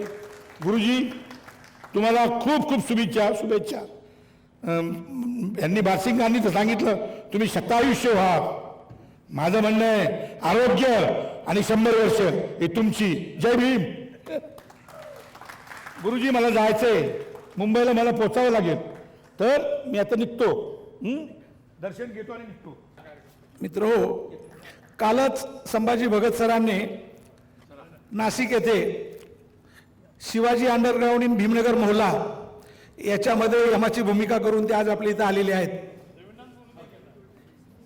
या कार्यक्रमासाठी पुणे शहरातील मान्यवर उपस्थित आहेत. प्राध्यापक सुरेंद्र जोंधळे साहेब, प्राध्यापक राजा भैलुमे साहेब, प्राध्यापक कुमार अनिल सपकाळ साहेब, माननीय महावीर जोंधळे ज्येष्ठ संपादक आहेत, पुणे येथील प्रसिद्ध सूत्रसंचालक दीपक म्हस्के साहेब आहेत, अमित गांगोटे साहेब आहेत, इंदुमती जोंधळे साहेब आहेत, डॉक्टर सावंत परिवार आहे, प्राध्यापक श्याम सावंत, मुंबईचे सुबोध मोरे कॉम्रेड इत्यादी मान्यवरांचं दयानंद म्हस्के परिवाराच्या वतीने सहर्ष स्वागत करण्यात येत आहे. मुंबईवरून रिपब्लिकन पार्टी ऑफ इंडियाचे आठवले साहेबांचे सहकारी डॉक्टर विनय मोरे, विजय मोरे, दिलीप जगताप, सुरेश बारसंगे, सोना कांबळे, वैभव काळखेरे या सर्व मान्यवरांचं आम्ही मनपूर्वक हार्दिक स्वागत करतो. ज्या मान्यवरांना आम्ही नामोल्लेख करू शकलो नाही त्याबद्दल त्यांची दिलगिरी व्यक्त करतो. पुण्यातून COPचे फॅकल्टीज डॉक्टर प्रमोद शेंडगे आहेत, डॉक्टर वाघ आहेत, सतीश कुमार आहेत, यांचंही या कार्यक्रमानिमित्त दयानंद म्हस्के परिवाराच्या वतीने आणि प्रकाशकाच्या वतीने सहर्ष स्वागत करण्यात येत आहे. यानंतर पुण्यातून जे मान्यवर आलेले आहेत त्यामध्ये नगरसेविका चंद्रकांताताई सोनकांबळे यांचंही स्वागत करण्यात येत आहे. जवी पवार सरांना बोलण्याची विनंती करण्यापूर्वी आठवले साहेबांच्या हस्ते एका पुस्तकाचं प्रकाशन आहे, त्याची आपण प्रतीक्षा करीत आहोत. दयानंद म्हस्के सरांची शारीरिक प्रकृती, त्यांचं एका ठिकाणी 2 तासापेक्षा जास्त बसणं हे अवघड होत जातं आहे. हा कार्यक्रम 2 तासाचाच होता, खूपच लांबत चाललेला आहे आणि दयानंद म्हस्के सर व्हीलचेअरवर इतक्या वेळ बसू शकत नाहीत, त्यांची शारीरिक प्रकृती साथ देत नाही. याचा आपण गांभीर्याने विचार करावा. जर कोण मान्यवर आले असतील आणि त्यांना बोलायला वेळ मिळाला नाही किंवा बोलण्याची संधी मिळाली नाही तर त्यांची आम्ही दिलगिरी व्यक्त करतो. यानंतर कार्यक्रमाचे अध्यक्ष आयुष्यमान जवी पवार यांना मी विनंती करतो की त्यांनी आपले विचार, त्यांचंही वय झालेलं आहे, त्यांनाही उभं राहून बोलण्यापेक्षा आम्ही सर्वांनी विनंती केली तुम्ही बसूनच बोला. आठवले साहेब आल्याच्यानंतर पुन्हा आठवले साहेबांच्या हस्ते पुस्तकाचं प्रकाशन होईल. मी जवी पवार सरांना विनंती करतो की त्यांनी आपले विचार व्यक्त करावेत. खरं तर हा माझा दोस्त माझ्यापेक्षा वयाने 1 वर्षाने मोठा आहे, पण तुम्हाला मुद्दा मी सांगिततो की ते मुंबईचे महापौर होणार होते, त्यांनी सगळी तयारी केली होती, फक्त त्याला त्या काळामध्ये जी शपथ असते तो शपथविधीचा कार्यक्रम फक्त बाकी होता. अशा वेळेला मी तो नंतर कार्यक्रम होऊ शकला नाही, आपल्याला माहिती आहे, का नाही आला हे आपल्याला माहिती आहे.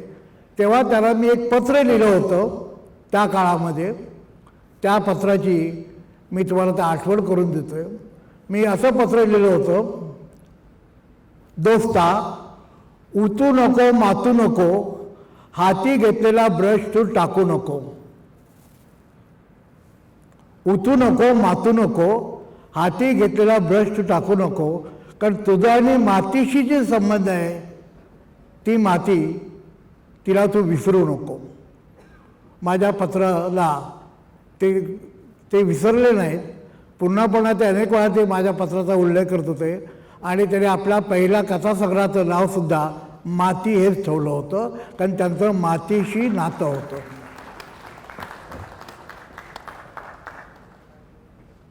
त्यांनी ते उठले का मातले का मला सांगता येणार नाही, पण ते मंत्री झाले. आपल्या सगळ्यांना मी सांगतोय की माझे जे सहकारी आम्ही त्या काळातले इस्टॅब्लिशमेंटच्या विरुद्ध म्हणजे प्रस्थापितांच्या विरुद्ध जे प्रस्थापितांच्या विरुद्ध लढण्याचं बाळ करून आम्हाला बाबासाहेबांनी दिलं. प्रस्थापितांच्या विरुद्ध मग तो विस्थापित कोणी असेल, तो कुठल्याही पक्षाचा असेल, प्रस्थापिताच्या विरुद्ध. प्रस्थापित काय होती? जाती प्रथा होती. एकच प्रस्थापित प्रश्न होता. जाती इतका दुसरा प्रस्थापित कुठलाही विषय नव्हता. आणि या जाती प्रथेच्या प्रस्थापित असलेल्या जाती प्रथेला आम्ही कंबर कसून विरोध केला. त्यावेळेपासून आम्ही पाहतोय की ही जी प्रस्थापिताच्या विरुद्ध असणारा आम्ही असल्यामुळे आम्ही कधीही सरकारच्या बाजूने उभे राहिलो नाही. सरकार हे प्रस्थापिताचं सर्वात मोठं केंद्र असतं, कारण सरकार म्हणतं तेच प्रस्थापित होतं. आणि त्यामुळं जोपर्यंत एखादा माणूस मंत्री आहे तोपर्यंत त्याला मी कधी भेटलो नाही. आपल्याला खूप मंत्री झाले, सगळे राज्यमंत्री झाले, कॅबिनेट मंत्री फार कमी झाले. किंवा कॅबिनेट मंत्री का झाले नाहीत तर त्याचं कारण असं, असा नियम आहे कॅबिनेट मंत्र्याला कॅबिनेटच्या मिटिंगला बसावं लागतं. राज्यमंत्र्याला कॅबिनेटच्या मिटिंगला बसता येत नाही. त्यामुळे निर्णय प्रक्रिया जी आहे, मी मुद्दाम शब्द वापरतोय, निर्णय प्रक्रिया ही कॅबिनेट मंत्र्यांच्या हातात असते. त्या निर्णय प्रक्रियेपासून तुम्हाला दूर ठेवायचं असेल तर तुम्हाला राज्यमंत्री करता येईल, पण तुम्हाला निर्णय प्रक्रियेत घेता येत नाही. आणि म्हणून पण हे कळलं नाही आज आपल्याला, कधीच कळलं की आपल्याला राज्यमंत्रीच का करतात, आपल्याला कॅबिनेट मंत्री का करत नाहीत, हे कधी कोणाला आधुनिक कळलं नाही. परंतु तरी देखील ते चाललं आहे. आज भयानक परिस्थिती निर्माण झाली. 2014ला जे काय झालं त्यानंतर आजची अवस्था अत्यंत वाईट आहे. मित्रो, खरं तर या व्यवस्थेला आपण सगळे जबाबदार आहोत. माझ्यासह आपण सगळे जबाबदार आहोत. आपण सगळे बाबासाहेबांचे वंशज म्हणतो, बाबासाहेबांचे अनुयायी म्हणतो, जय भीम के नारे पे खून बहे तो बहने तो म्हणतो. परंतु बाबासाहेब आपुच्चीवादी आपण कधी असतो? फक्त 2च दिवस असतो. बाबासाहेबवादी 2च दिवस असतो. एक 14 एप्रिलला असतो आणि 6 डिसेंबरला असतो. मधल्या काळात तुम्ही बाबासाहेबांचे ना वंशज ना तुम्ही वैचारिक मानत जाल, तुम्ही बाबासाहेबांचे कोणीही नसता. I am very sorry. हा मी माझ्या अनुभवातून बोलतोय. आणि म्हणून जे स्वतःला आम्ही आंबेडकरवादी म्हणवतात त्याला म्हणतो मी, तुम्ही आंबेडकरवादी नाहीत. तुम्ही आंबेडकरवादी नाही. त्याचं कारण बाबासाहेबांनी ज्या जातीप्रथेच्या विरुद्ध लढा दिला, ॲनालिसिस ऑफ कास्टसारखा ग्रंथ लिहिला आणि आयुष्यभर त्यांनी या व्यवस्थेच्या विरुद्ध लढा दिला, त्या व्यवस्थेशी तुम्ही त्या व्यवस्थेची आपली शस्त्र तिच्याकडे गहाण ठेवता, आपली शस्त्र गहाण ठेवता, हे योग्य नाही. मी दयानंद म्हस्के बऱ्याच वर्ष त्याचा एक माझा असा परिपाठ होता की ते काही दिवस पुण्यामध्ये आल्यानंतर राहायला आल्यानंतर रोज सकाळी ते मॉर्निंग वॉकिंगला जायचे. मला कधी मॉर्निंग वॉकिंगला जायचे वेळ येत नाही, कारण मी रात्री उशिरा येतो, बाकी काय असतं. तो रोज मॉर्निंग वॉकला ते निघाले की त्यांचा मला रोज फोन असायचा. रोज मॉर्निंग वॉकवरून ते फोन करायचे, सकाळचा फोन करायचे आणि हे काय चाललंय ते काय चाललंय वगैरे ते सांगायचं. या माणसानं जे अत्यंत महत्त्वाचं अशी जी काही कामं केली त्यापैकी त्यांनी जे सगळ्यात महत्त्वाचं काम केलं ते म्हणजे बाबासाहेबांच्या चळवळीत त्यांनी स्वतःला झोकून दिलं होतं. दलित प्रांताचे आज अनेक दलित प्रांताचे बाप आहेत, तो कितीतरी बाप आहेत. ही अशी एकमेव संघटना आहे की तिचे अनेक अनेक बाप स्वतःला बाप म्हणवतात. परंतु या दलित प्रांतासाठी तुम्ही किती वेळा जेलमध्ये गेला विचारलात तर नाही, किती वेळा अटक झाली नाही, किती वेळा तुमचं रक्त सांडलं नाही. या माणसानं वर्लीच्या त्या 5 जानेवारी 1974च्या सभेच्या नंतर 5 जानेवारी 74 या दिवशी या माणसाला तर हा रक्तबंबाळ झाला होता, रक्तबंबाळ झाला होता. आणि त्यावेळेला त्या काळामध्ये मी जो 11 झालो होतो त्यावेळेला मी तिथला त्यावेळेचा DCP एक होता, एक ACP होता, पोलीस ऑफिसर दोघं होते. त्या दोघांच्यावर मी हल्ला केल्यानंतर याला जो पिटण्यात यानं जो मारण्यात आलं ते इतकं प्रचंड मारण्यात आलं. त्याच दिवशी राजा लाले यांच्या डोकं देखील फुटलं होतं त्याच दिवशी. आणि अत्यंत ज्याला आपण त्याग म्हणतो ते त्यागी जीवन त्यांनी त्यानंतर जवळजवळ ते जेलमध्ये बरेच दिवस जेलमध्ये होतो आहे. आणि असं असताना देखील त्यांच्या निवडणुकीच्या काळामध्ये त्याला जेव्हा ते झाले होते मेयर व्हायची पाळी आली होती, त्या मेयर होण्याच्या पाळीच्या वेळेला या समाजातल्या लोकांनी त्यांच्याविरुद्ध हाकाटी केली आणि हातातोंडाशी आलेला घात त्यांनी फक्त केला. त्यानंतर ते कोर्टामध्ये त्यांच्यावरची केस असायची. मी बघत होतो मी त्यांच्या कोर्टाच्या समोरच्याच बँकेमध्ये मी अधिकारी होतो. मी बघत होतो की हा एकटा माणूस कोर्टामध्ये यायचा, एकटा मेयर होणारा माणूस त्या कोर्टामध्ये एकटा असायचा. त्याच्याबरोबर कोणी साथीदार नसायचे. वस्तुस्थिती आहे एकही माणूस त्यांच्याबरोबर कोर्टात जात नाही. मी त्यांच्या गटाचा नव्हतो, पक्षाचा नव्हतो, पण मी रोज जाऊन तिथे जात होतो आणि त्यांना मी एक प्रकारचं एक नैतिक बळ देत होतो. त्यावेळेला त्यांच्या सगळ्या सहकार्याने त्यांच्यावर बहिष्कार टाकला होता. असं असून देखील त्यांनी हातातला ब्रश टाकला नाही, ते आतले नाहीत, ते मातले नाहीत आणि त्याने हातातला ब्रश टाकला नाही. ही अत्यंत महत्त्वाची गोष्ट केली. आणि अशा ह्या दयानंद म्हस्के माझ्यापेक्षा 1 वर्षाने ते मोठे आहेत, फक्त 1च वर्षाने मोठे आहेत. त्याची प्रकृती अत्यंत खालावलेली आहे. मला माहिती आहे की आता मी बोलावं असं का सांगण्यात आलं तर की त्यांचे जे नैसर्गिक ज्या प्रक्रिया असतात त्या त्याला पूर्ण करण्यात त्या अडचण होते आणि म्हणून त्यांनी मला सांगितलं की मी बोलावं. आणि त्यामुळं या पुस्तकाच्यावर जे बोलणार होतो, ज्या पुस्तकाचं प्रकाशनच झालं नाही त्या पुस्तकावर काय मी बोलू. ज्या पुस्तकाचं प्रकाशनच झालं नाही ते अत्यंत महत्त्वाचं त्यांचं पुस्तक होतं. त्या पुस्तकावर पण ज्या 2 पुस्तकांचं प्रकाशन झालं त्या दोन्ही कविता संग्रह आहेत. त्या प्रकाशक आजच माझ्याकडे आले, त्यांनी मला दोन्ही पुस्तकं दिली. ह्या मी पुस्तकं चालली. त्यात त्यांच्या एका कविता संग्रहामध्ये आई नावाची कविता आहे. अगदी सुरुवातीच्याच आहे, पहिलीच कविता आई नावाची कविता आहे. मला आठवली, मला माधव जुलेनांची आई आठवली, मला साने गुरुजींची आई आठवली, मला नामदेव ढसांची आई आठवली, मला माझी आई आठवली.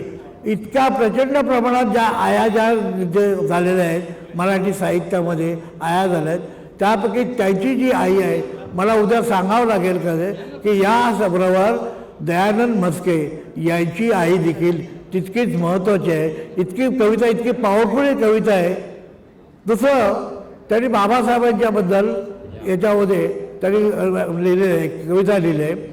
आणि त्या कवितेमध्ये खरं तर या पुस्तकांच्यावर मी डिटेल्स बोलणार होतो दोन्ही पुस्तकांच्यावर, पण त्याचं जे दुसरं जे पुस्तक आहे ते जरी प्रकाशन झालं नसलं तरी त्यांच्या मुलीनं माझ्याकडे आधी त्या पुस्तकाचं प्रकाशनाच्या आधी मी वाचावं म्हणून ते म्हटलं. त्यात त्यांनी एक माटे मास्तरांची कथा सांगितली. माटे मास्तर, खरं तर माटे मास्तर म्हटलं की आम्हाला पुण्याची आठवण येते. इथं पुण्यामध्ये एक माटे मास्तर होते त्या काळामध्ये, आणि ते माटे मास्तर पण दलितांच्यावर काम करत होते. त्या माटे मास्तरांची एक आहे, माटे नावाचं त्यांच्या जे शिक्षक होते त्यांच्या वडिलांच्या काळामध्ये, आणि ते 10 वर्ष ज्या जिथं नोकरी केली त्यांची बदली साताऱ्याच्याच एका तालुक्याच्या ठिकाणी झाली. त्यावेळेला त्याला असं वाटलं की मी इतक्या प्रचंड प्रमाणामध्ये माणसं गोळा केलेत, विद्यार्थी गोळा केलेत, इतक्या प्रकारच्या लोकांना मी मदत केली, आता माझं सामान घेऊन मला माझ्या त्या रहिमतपूर नावाच्या तालुक्याच्या ठिकाणी, तेव्हा तालुका नव्हता तो, रहिमतपूरसारख्या ठिकाणी माझी जिथं बदली झाली त्या ठिकाणी मला मानासन्माने लोक घेऊन जातील, आणि मग कुणाची तरी एखादी बैलगाडी मिळते का, कोणतरी मला मदत करतील का. त्यांनी अनेक लोकांच्या घरी ते गेले माटे मास्तर, आणि ज्याने त्याने सांगितलं की नाही, मला वेळ नाही, मी येऊ शकत नाही, माझं असं काम आहे, माझं तसं काम आहे. एकाही माटे मास्तराला एकाने मदत केली नाही. कारण आपल्याला माहिती आहे, जसा एखादा मंत्री जोपर्यंत सत्तेवर असतो तोपर्यंत त्याची किंमत असते. मंत्री सत्तेवरून खाली उतरला की त्याची किंमत जशी शून्य होती, तशी मास्तराची बदली झाली आहे. या मास्तराचं काय देणं घेणं आहे? उद्या आपल्या शाळेचे मास्तर असणार नाहीत, कशाला त्याला मदत करायची, का मदत करायची? केले असं त्यांनी पगार घेतला, कशाला करायची? आणि त्यावेळेला आपला हा जगन्नाथ म्हणत आपण बरं, हे जे कादंबरीचं हे जे आहे, खरं तर मी आपल्याला अत्यंत प्रामाणिकपणे सांगतो, ज्यांच्याकडं सांगण्यासारखं खूप काही आहे त्यांनी आत्मचरित्र लिहिलेली नाहीत. माझ्यासमोर मराठीचे प्राध्यापक आहेत, माझ्यासमोर मराठीचे अनेक लेखक आहेत, ज्यांना सांगण्यासारखं खूप काही आहे त्यांनी लिहिलेलं नाही आत्मचरित्र लिहिलं.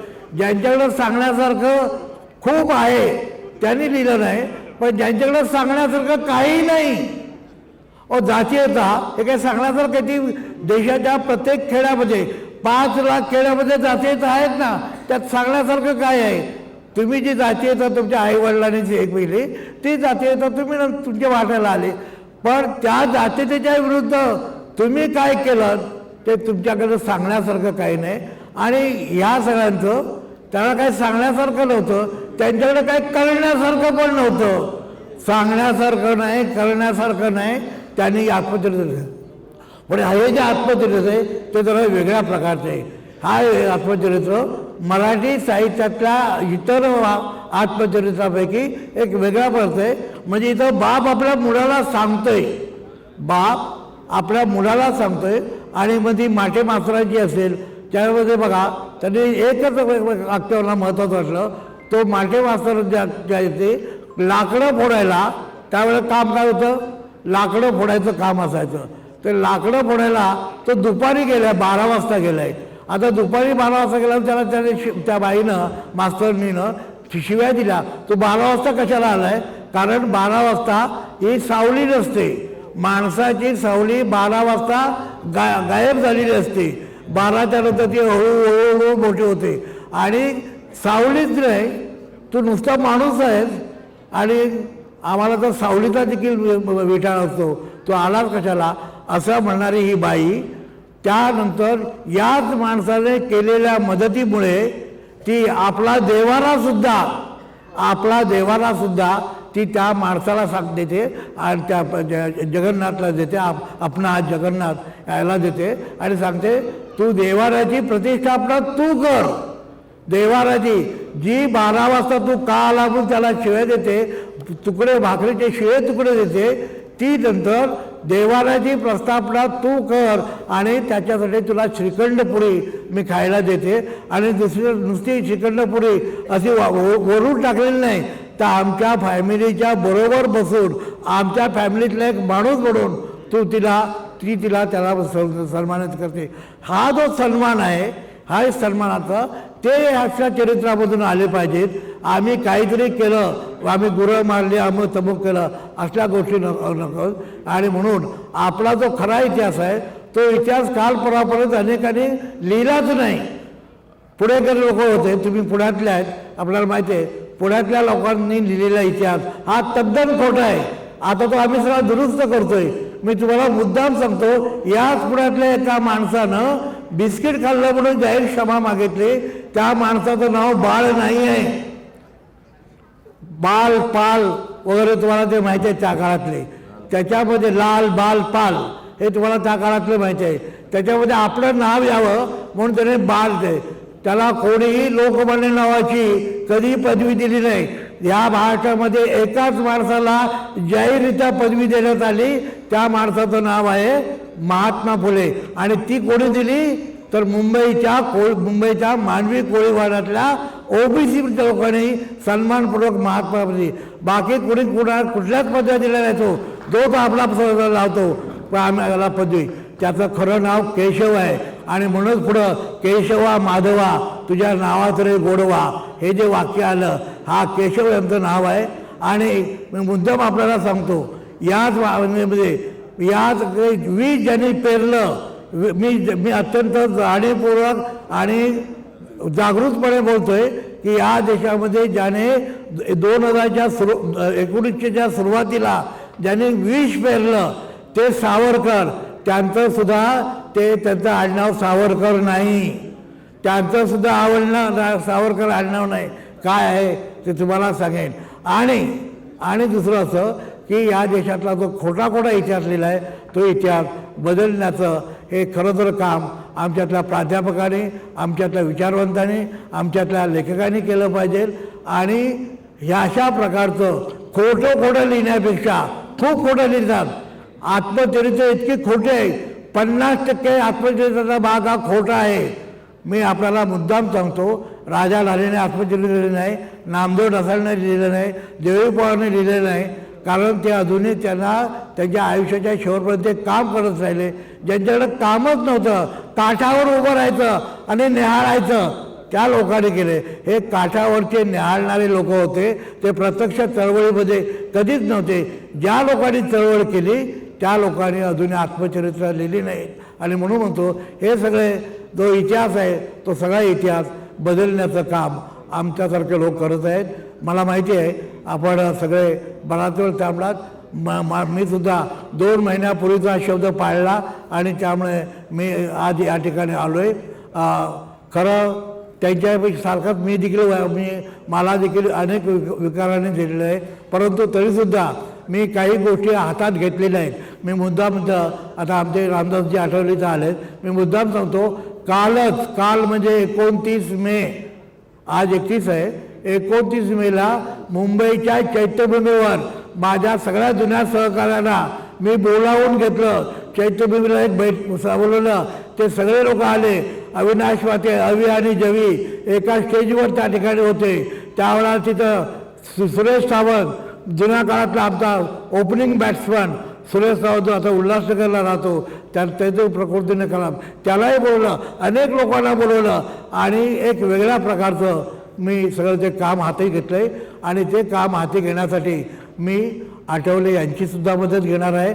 आणि त्यासाठी मी काही प्रयत्न करतो आहे. आयुष्याच्या मी आता ह्याला निघालो आहे, शेवटच्या प्रवासाला निघालो आहे.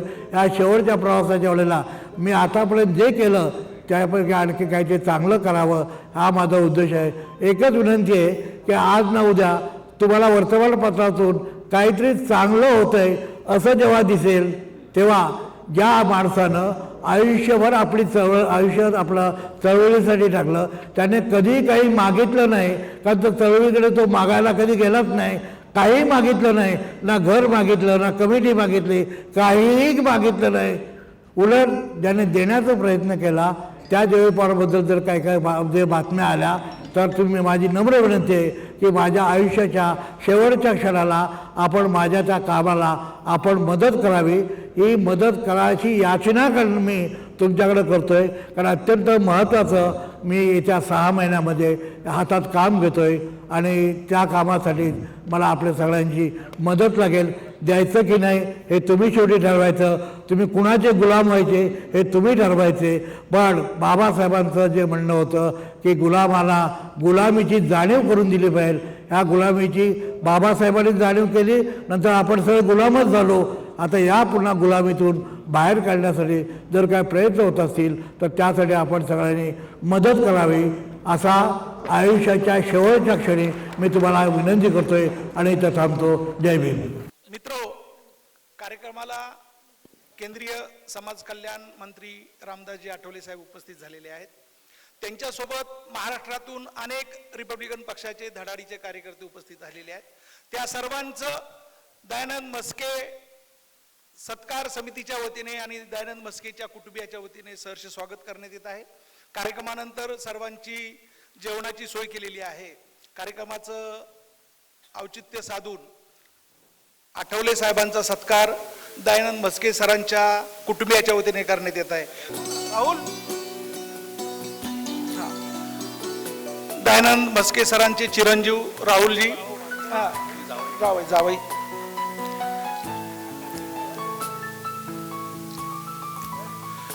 हा आठवले साहेबांचा समाज कल्याण मंत्रिपदाचं पद ग्रहण केल्यानंतर कुटुंबियाच्या वतीने सत्कार करण्यात येत आहे. या सत्कारानंतर आठवले साहेबांच्या हस्ते दयानंद म्हस्के सरांचाही सत्कार होणार आहे. तत्पूर्वी आठवले साहेबांच्या हस्ते दयानंद म्हस्के सरांनी लिहिलेलं पुस्तक माझा बाप जगन्नाथ या पुस्तकाचं प्रकाशन करण्यात येत आहे. प्रकाशक दिलीप चव्हाणांना मी विनंती करतो की पुस्तकाच्या प्रती आठवले साहेब, मान्यवर जवी पवार साहेब, दयानंद म्हस्के सर. या कार्यक्रमासाठी पुणे शहर रिपब्लिकन पार्टीचे अध्यक्ष संजयजी सोनवणे, चंद्रकांताताई सोनकांबळे, माजी उपमहापौर सुनीताताई वाडेकर आणि रिपब्लिकन पक्षाचे महाराष्ट्रातील नामवंत कार्यकर्ते उपस्थित आहे. ज्यांच्या नावाचा उल्लेख केला नाही, अनावधाने ज्यांची नावं राहिलेली त्यांची दिलगिरी व्यक्त करतो.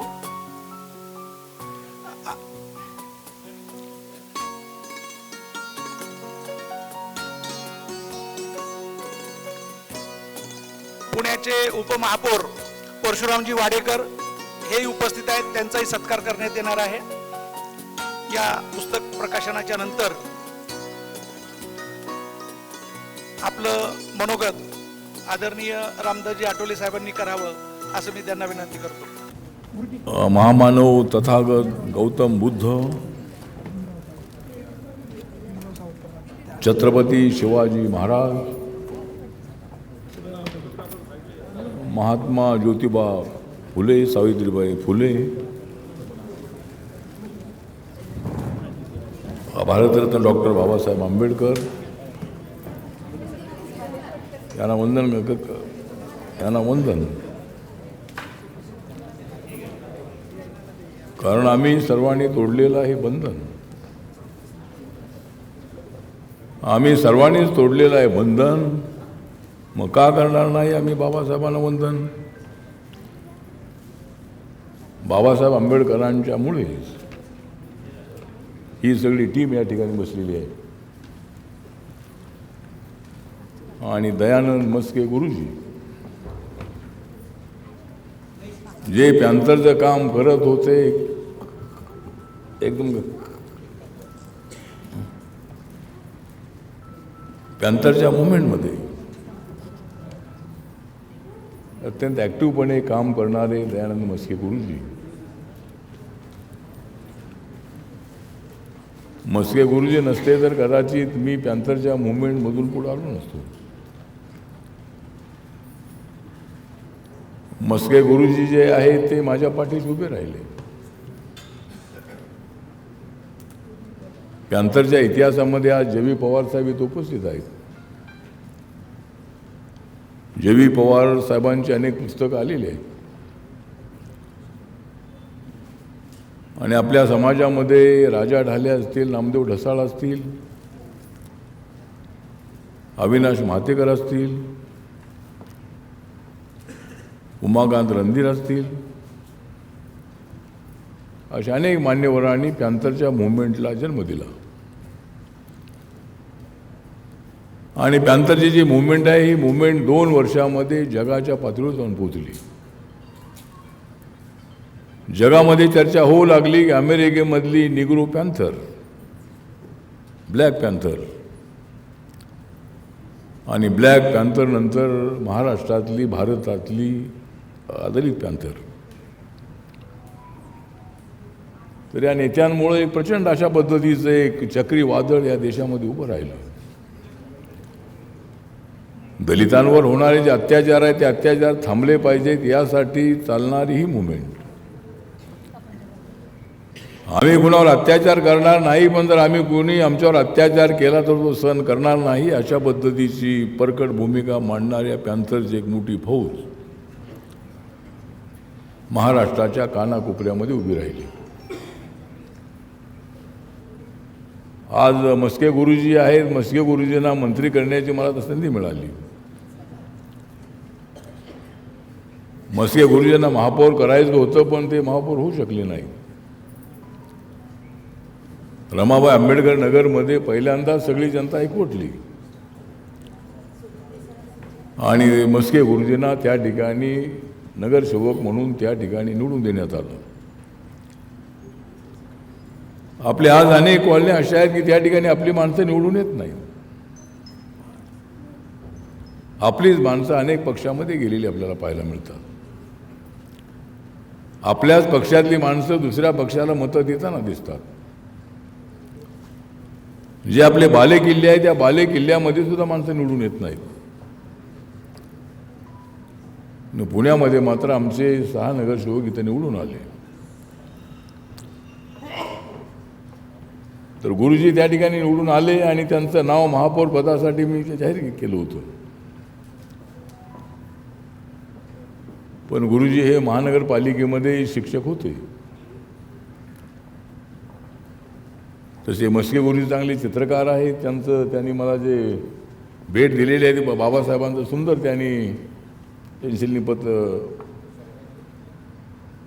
जो फोटो आहे तो अत्यंत चांगला फोटो आहे. तर गुरुजी जे आहेत ते चित्रकार सुद्धा आहेत, गुरुजी लेखकही आहेत. आणि पॅन्थरच्या मुवमेंटचं सांगत होतो की 2 वर्षामध्ये एवढी पॅन्थर गाजली, पण 2 वर्षामध्येच पॅन्थरमध्ये फूट झाली. राजा ढाले, नामदेव ढसाळ वेगळे झाले आणि पॅन्थरचा जो रुबाब होता, पॅन्थरने जे नाव कमवलं होतं ते नाव त्या फुटीमुळं कुठंतरी थांबलं. आणि नंतर असं झालं की राजा ढाले आणि पॅन्थर बरखास्त केली. मी राजा ढालेंसोबत होतो, जबी पवारसुद्धा राजा ढालेंच्या सोबत होते. आणि त्यावेळेला मी विद्यार्थी होतो आणि मी जास्त बोलत नव्हतो. आता मात्र बोलतो. त्या काळामध्ये मी जास्त बोलत नव्हतो. आणि पॅन्थर बरखास्तीचं जे पत्र आहे ते पत्रसुद्धा मी वर्तमानपत्राला पोहोचवलेलं आहे. कदाचित जबी पवार यांनी त्यांच्या पुस्तकात लिहिलं असेल. तर पॅन्थर बरखास्त करण्याचा निर्णय राजा ढालेंनी घेतला.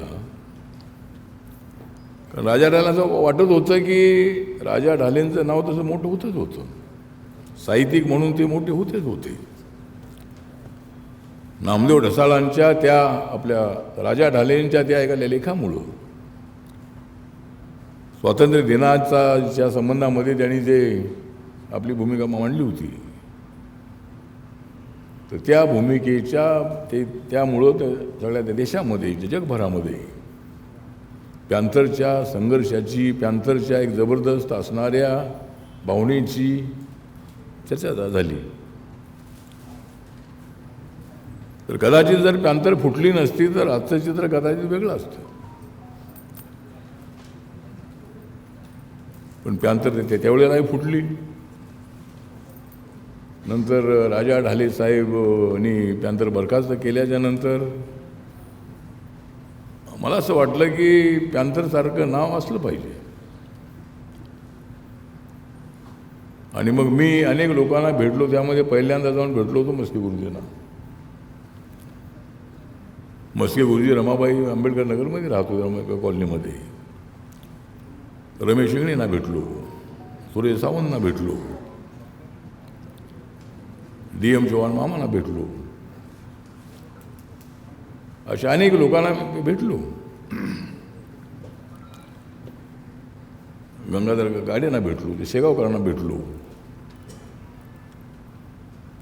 आणि मग मला असं वाटलं की आपण पॅन्थर चालू ठेवली पाहिजे.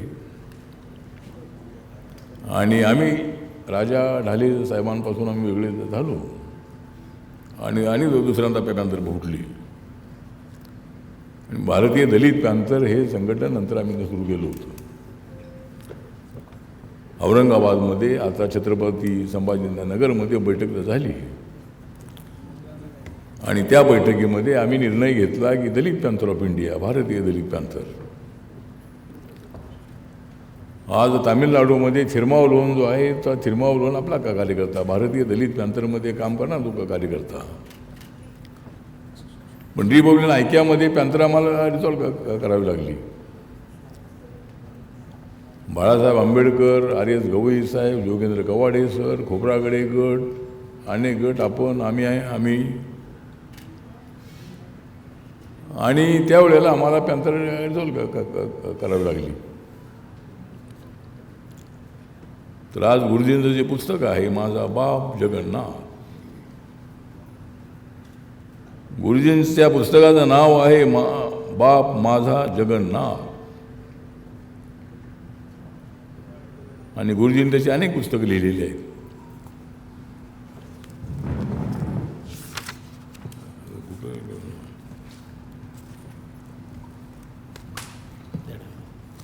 काढून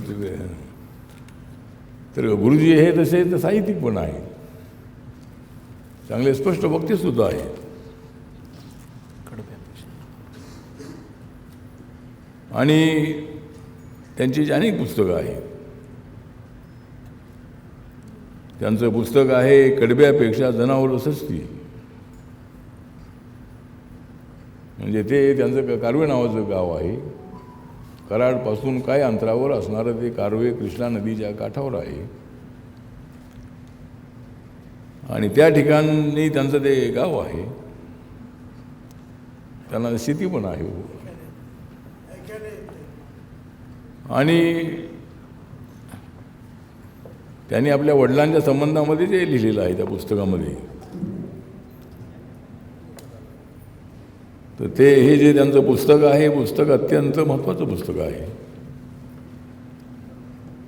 गुरुजींना सध्या जास्त बोलता येत नाही आहे, पण मनातल्या त्यांच्या भावना मात्र प्रचंड अशा उफाळलेल्या असतात, चांगल्या भावना असतात त्यांच्या. आणि अनेक दिवसापूर्वी माझी डेट घेतली होती. मला येण्यासाठी थोडा उशीर लागला, कारण एक कार्यक्रम मी हा कार्यक्रम दिला होता फक्त मस्ती गुरुजींच्या पुस्तकाच्या प्रकाशनासाठी दिला होता. पण अजून आपल्या कार्यकर्त्यांनी कार्यक्रम ठेवले आणि मला या ठिकाणी उशीर झाला.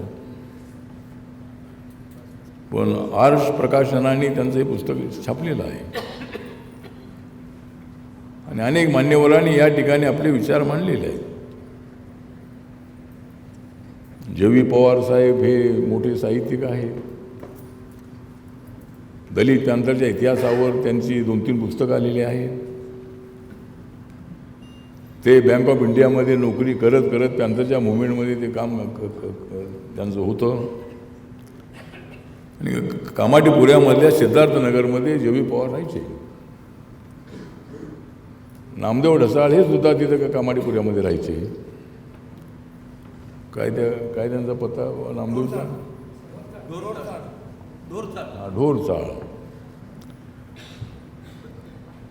ढोरचाळ ही होती, त्या ठिकाणी वस्तू होती, त्या ठिकाणी ते राहायचे.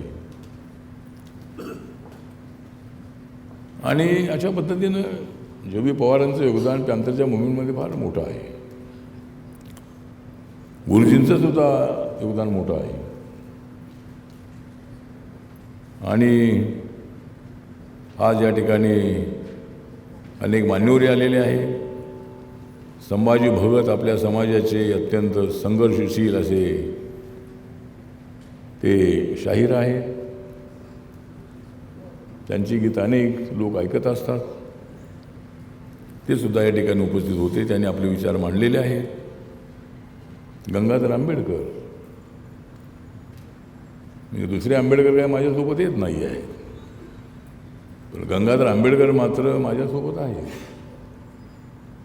ते पुण्यामध्ये राहतात, ते सुद्धा पॅन्थरच्या मुवमेंटमध्ये माझ्यासोबत राहिले. मी रात्री मुंबईवरून 12-12, 1-1 वाजता, 2-2 वाजता मी पुण्याच्या स्टेशनवर मी आलो.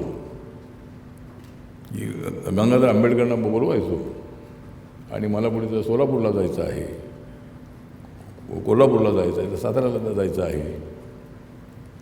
ते सुद्धा काही वेळेला माझ्यासोबत यायचे आणि माझ्याकडे बसचे पैसे नसायचे. बरेच बसचे कंडक्टर माझे ओळखीचे होते, ते पैसे घेतले नव्हते. पण मी तिकीट काढल्याशिवाय काय बसमधून जात नव्हतो.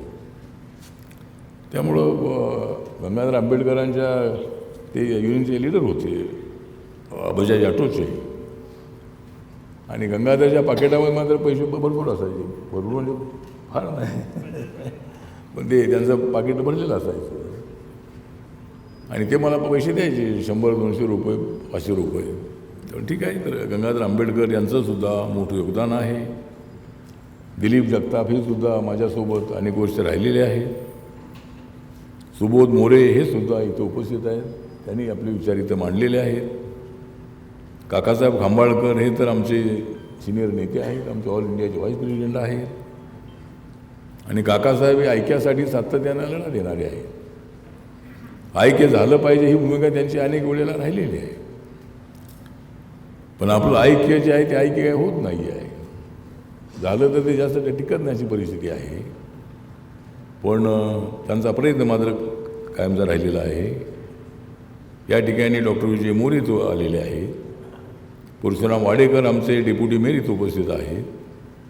चंद्रकांता सोनकांबळे आमच्या माजी नगरसेविका पिंपरी उपस्थित आहेत. अशोक गायकवाड आमचे साताऱ्यावरून आलेले आहेत आणि त्यांचे वडीलसुद्धा फार ॲक्टिव्ह होते. पॅन्थरच्या मुवमेंटमध्ये अशोक गायकवाड यांचे जे वडील होते ते मुंबईमध्ये राहिलेले आहेत. मुंबईनंतर ते तिथं वाईमध्ये राहिले, पसरणीमध्ये. आणि पॅन्थरच्या काळामध्ये मी गेलो की ते त्यांना एक फार अभिमान वाटायचा. पॅन्थरची मुवमेंट म्हणजे एक जबरदस्त मुवमेंट आहे आणि याला पाठिंबा दिला पाहिजे अशी भावना अशोकच्या वडिलांची असायची. अशा अनेक लोक आपल्यासोबत राहिलेले आहेत. डॉक्टर सुरेंद्र धोंदळे, प्राध्यापक कुमार अनिल, सुरेश बारसिंग, अशित गांगुर्डे, अशा अनेक मान्यवर आज या ठिकाणी उपस्थित आहेत. आणि गुरुजींचं जे पुस्तक आहे त्यांच्या सगळ्या मुली या ठिकाणी उपस्थित आहेत. त्या त्यांच्या पाठीशी उभ्या राहिल्या आणि गुरुजींच्या मिसेसशी माझे अत्यंत जवळचे संबंध होते. अनेक वेळेला रात्री गेल्यानंतर आम्ही त्यांच्या घरी इथं जायचो. रमाबाई आंबेडकर नगरमध्ये छोट्याशा घरामध्ये चाळीमध्ये राहणारे कुटुंब.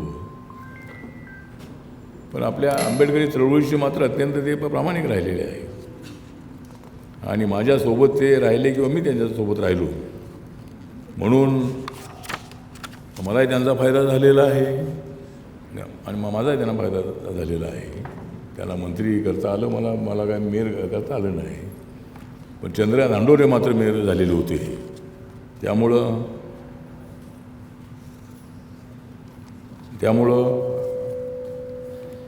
त्यांना महापौर जरी करता आलं नाही तरी गुरुजींना मला MLC करता आलं. MLC नंतर त्यांना मंत्री करता आलं. त्या काळामध्ये आपल्याला 6-7 मंत्री MLC मिळाल्या होत्या. मलासुद्धा महाराष्ट्र सरकारमध्ये 5 वर्ष मंत्री होण्याची संधी मिळाली होती. आणि आजचा हा जो कार्यक्रम आहे या कार्यक्रमामध्ये गुरुजी हे पुस्तक आहे त्यांनी त्यांचं वैयक्तिक जीवन आणि कौटुंबिक पार्श्वभूमी याच्यामध्ये मांडलेली आहे. कला प्रदर्शन आणि आंतरराष्ट्रीय प्रवासही त्यांनी केलेला आहे. राजकीय कारकिर्दी त्यांची आहे. साहित्य, कला आणि सांस्कृतिक योगदान त्यांचं आहे.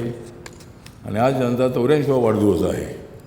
म्हणजे गुरुजी 84 वर्ष आपण पूर्ण केलेले आहे. याचा आम्हाला गर्व आहे, अभिमान आहे. आणि आपण अजूनही 16 वर्ष आपण राहाल अशी आम्हाला अपेक्षा आहे. आपण 100 वर्ष अजून तुम्ही जरी जास्त बोलता आलं नाही ते तुमच्या मनामध्ये एक जबरदस्त खळबळ आहे, मनामध्ये चांगल्या भावना आहेत. आणि त्यामुळं आपण अजून अनेक वर्ष आमच्यामध्ये राहाल अशा पद्धतीची अपेक्षा आहे.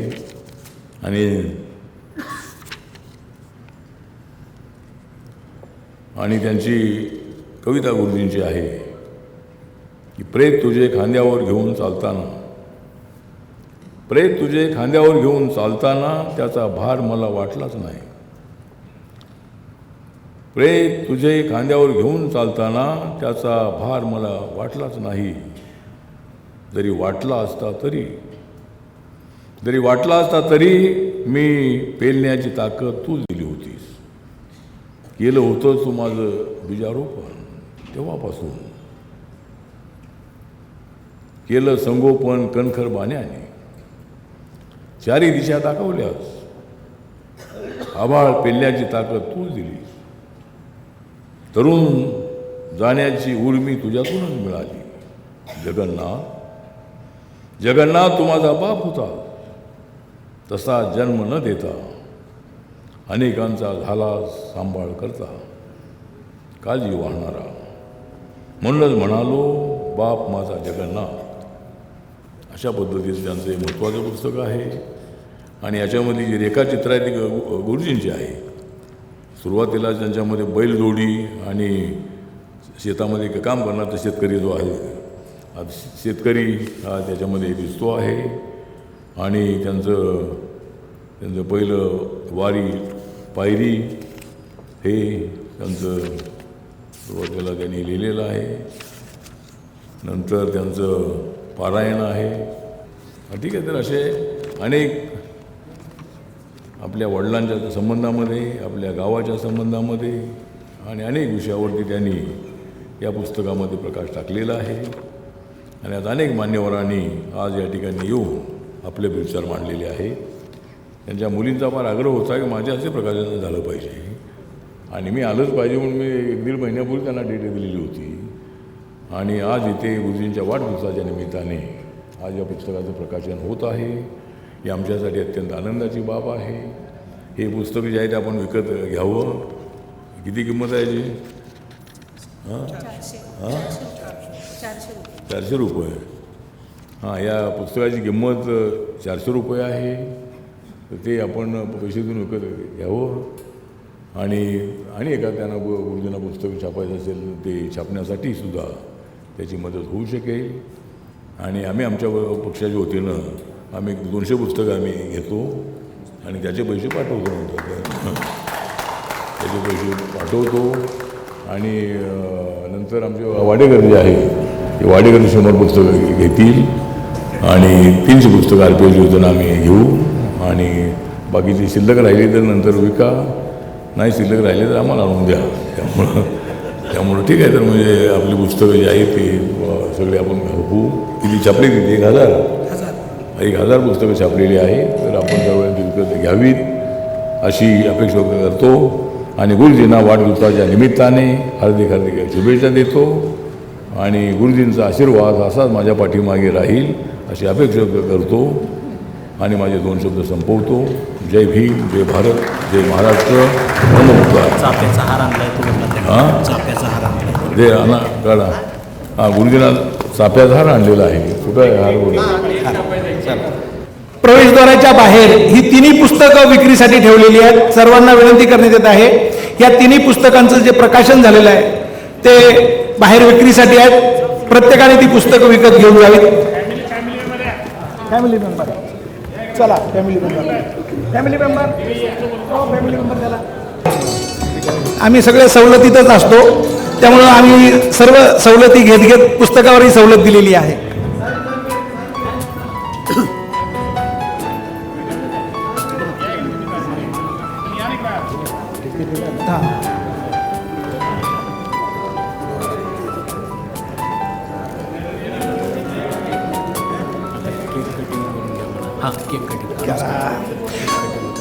आज दयानंद म्हस्केजींचा 84वा वाढदिवस आहे. त्यासाठी त्यांच्या वाढदिवसाचा केक आठवले साहेब, जवी पवार साहेब आणि दयानंद म्हस्के, सुबोध मोरे यांना विनंती करण्यात येत आहे की त्यांच्या वाढदिवसाचा केक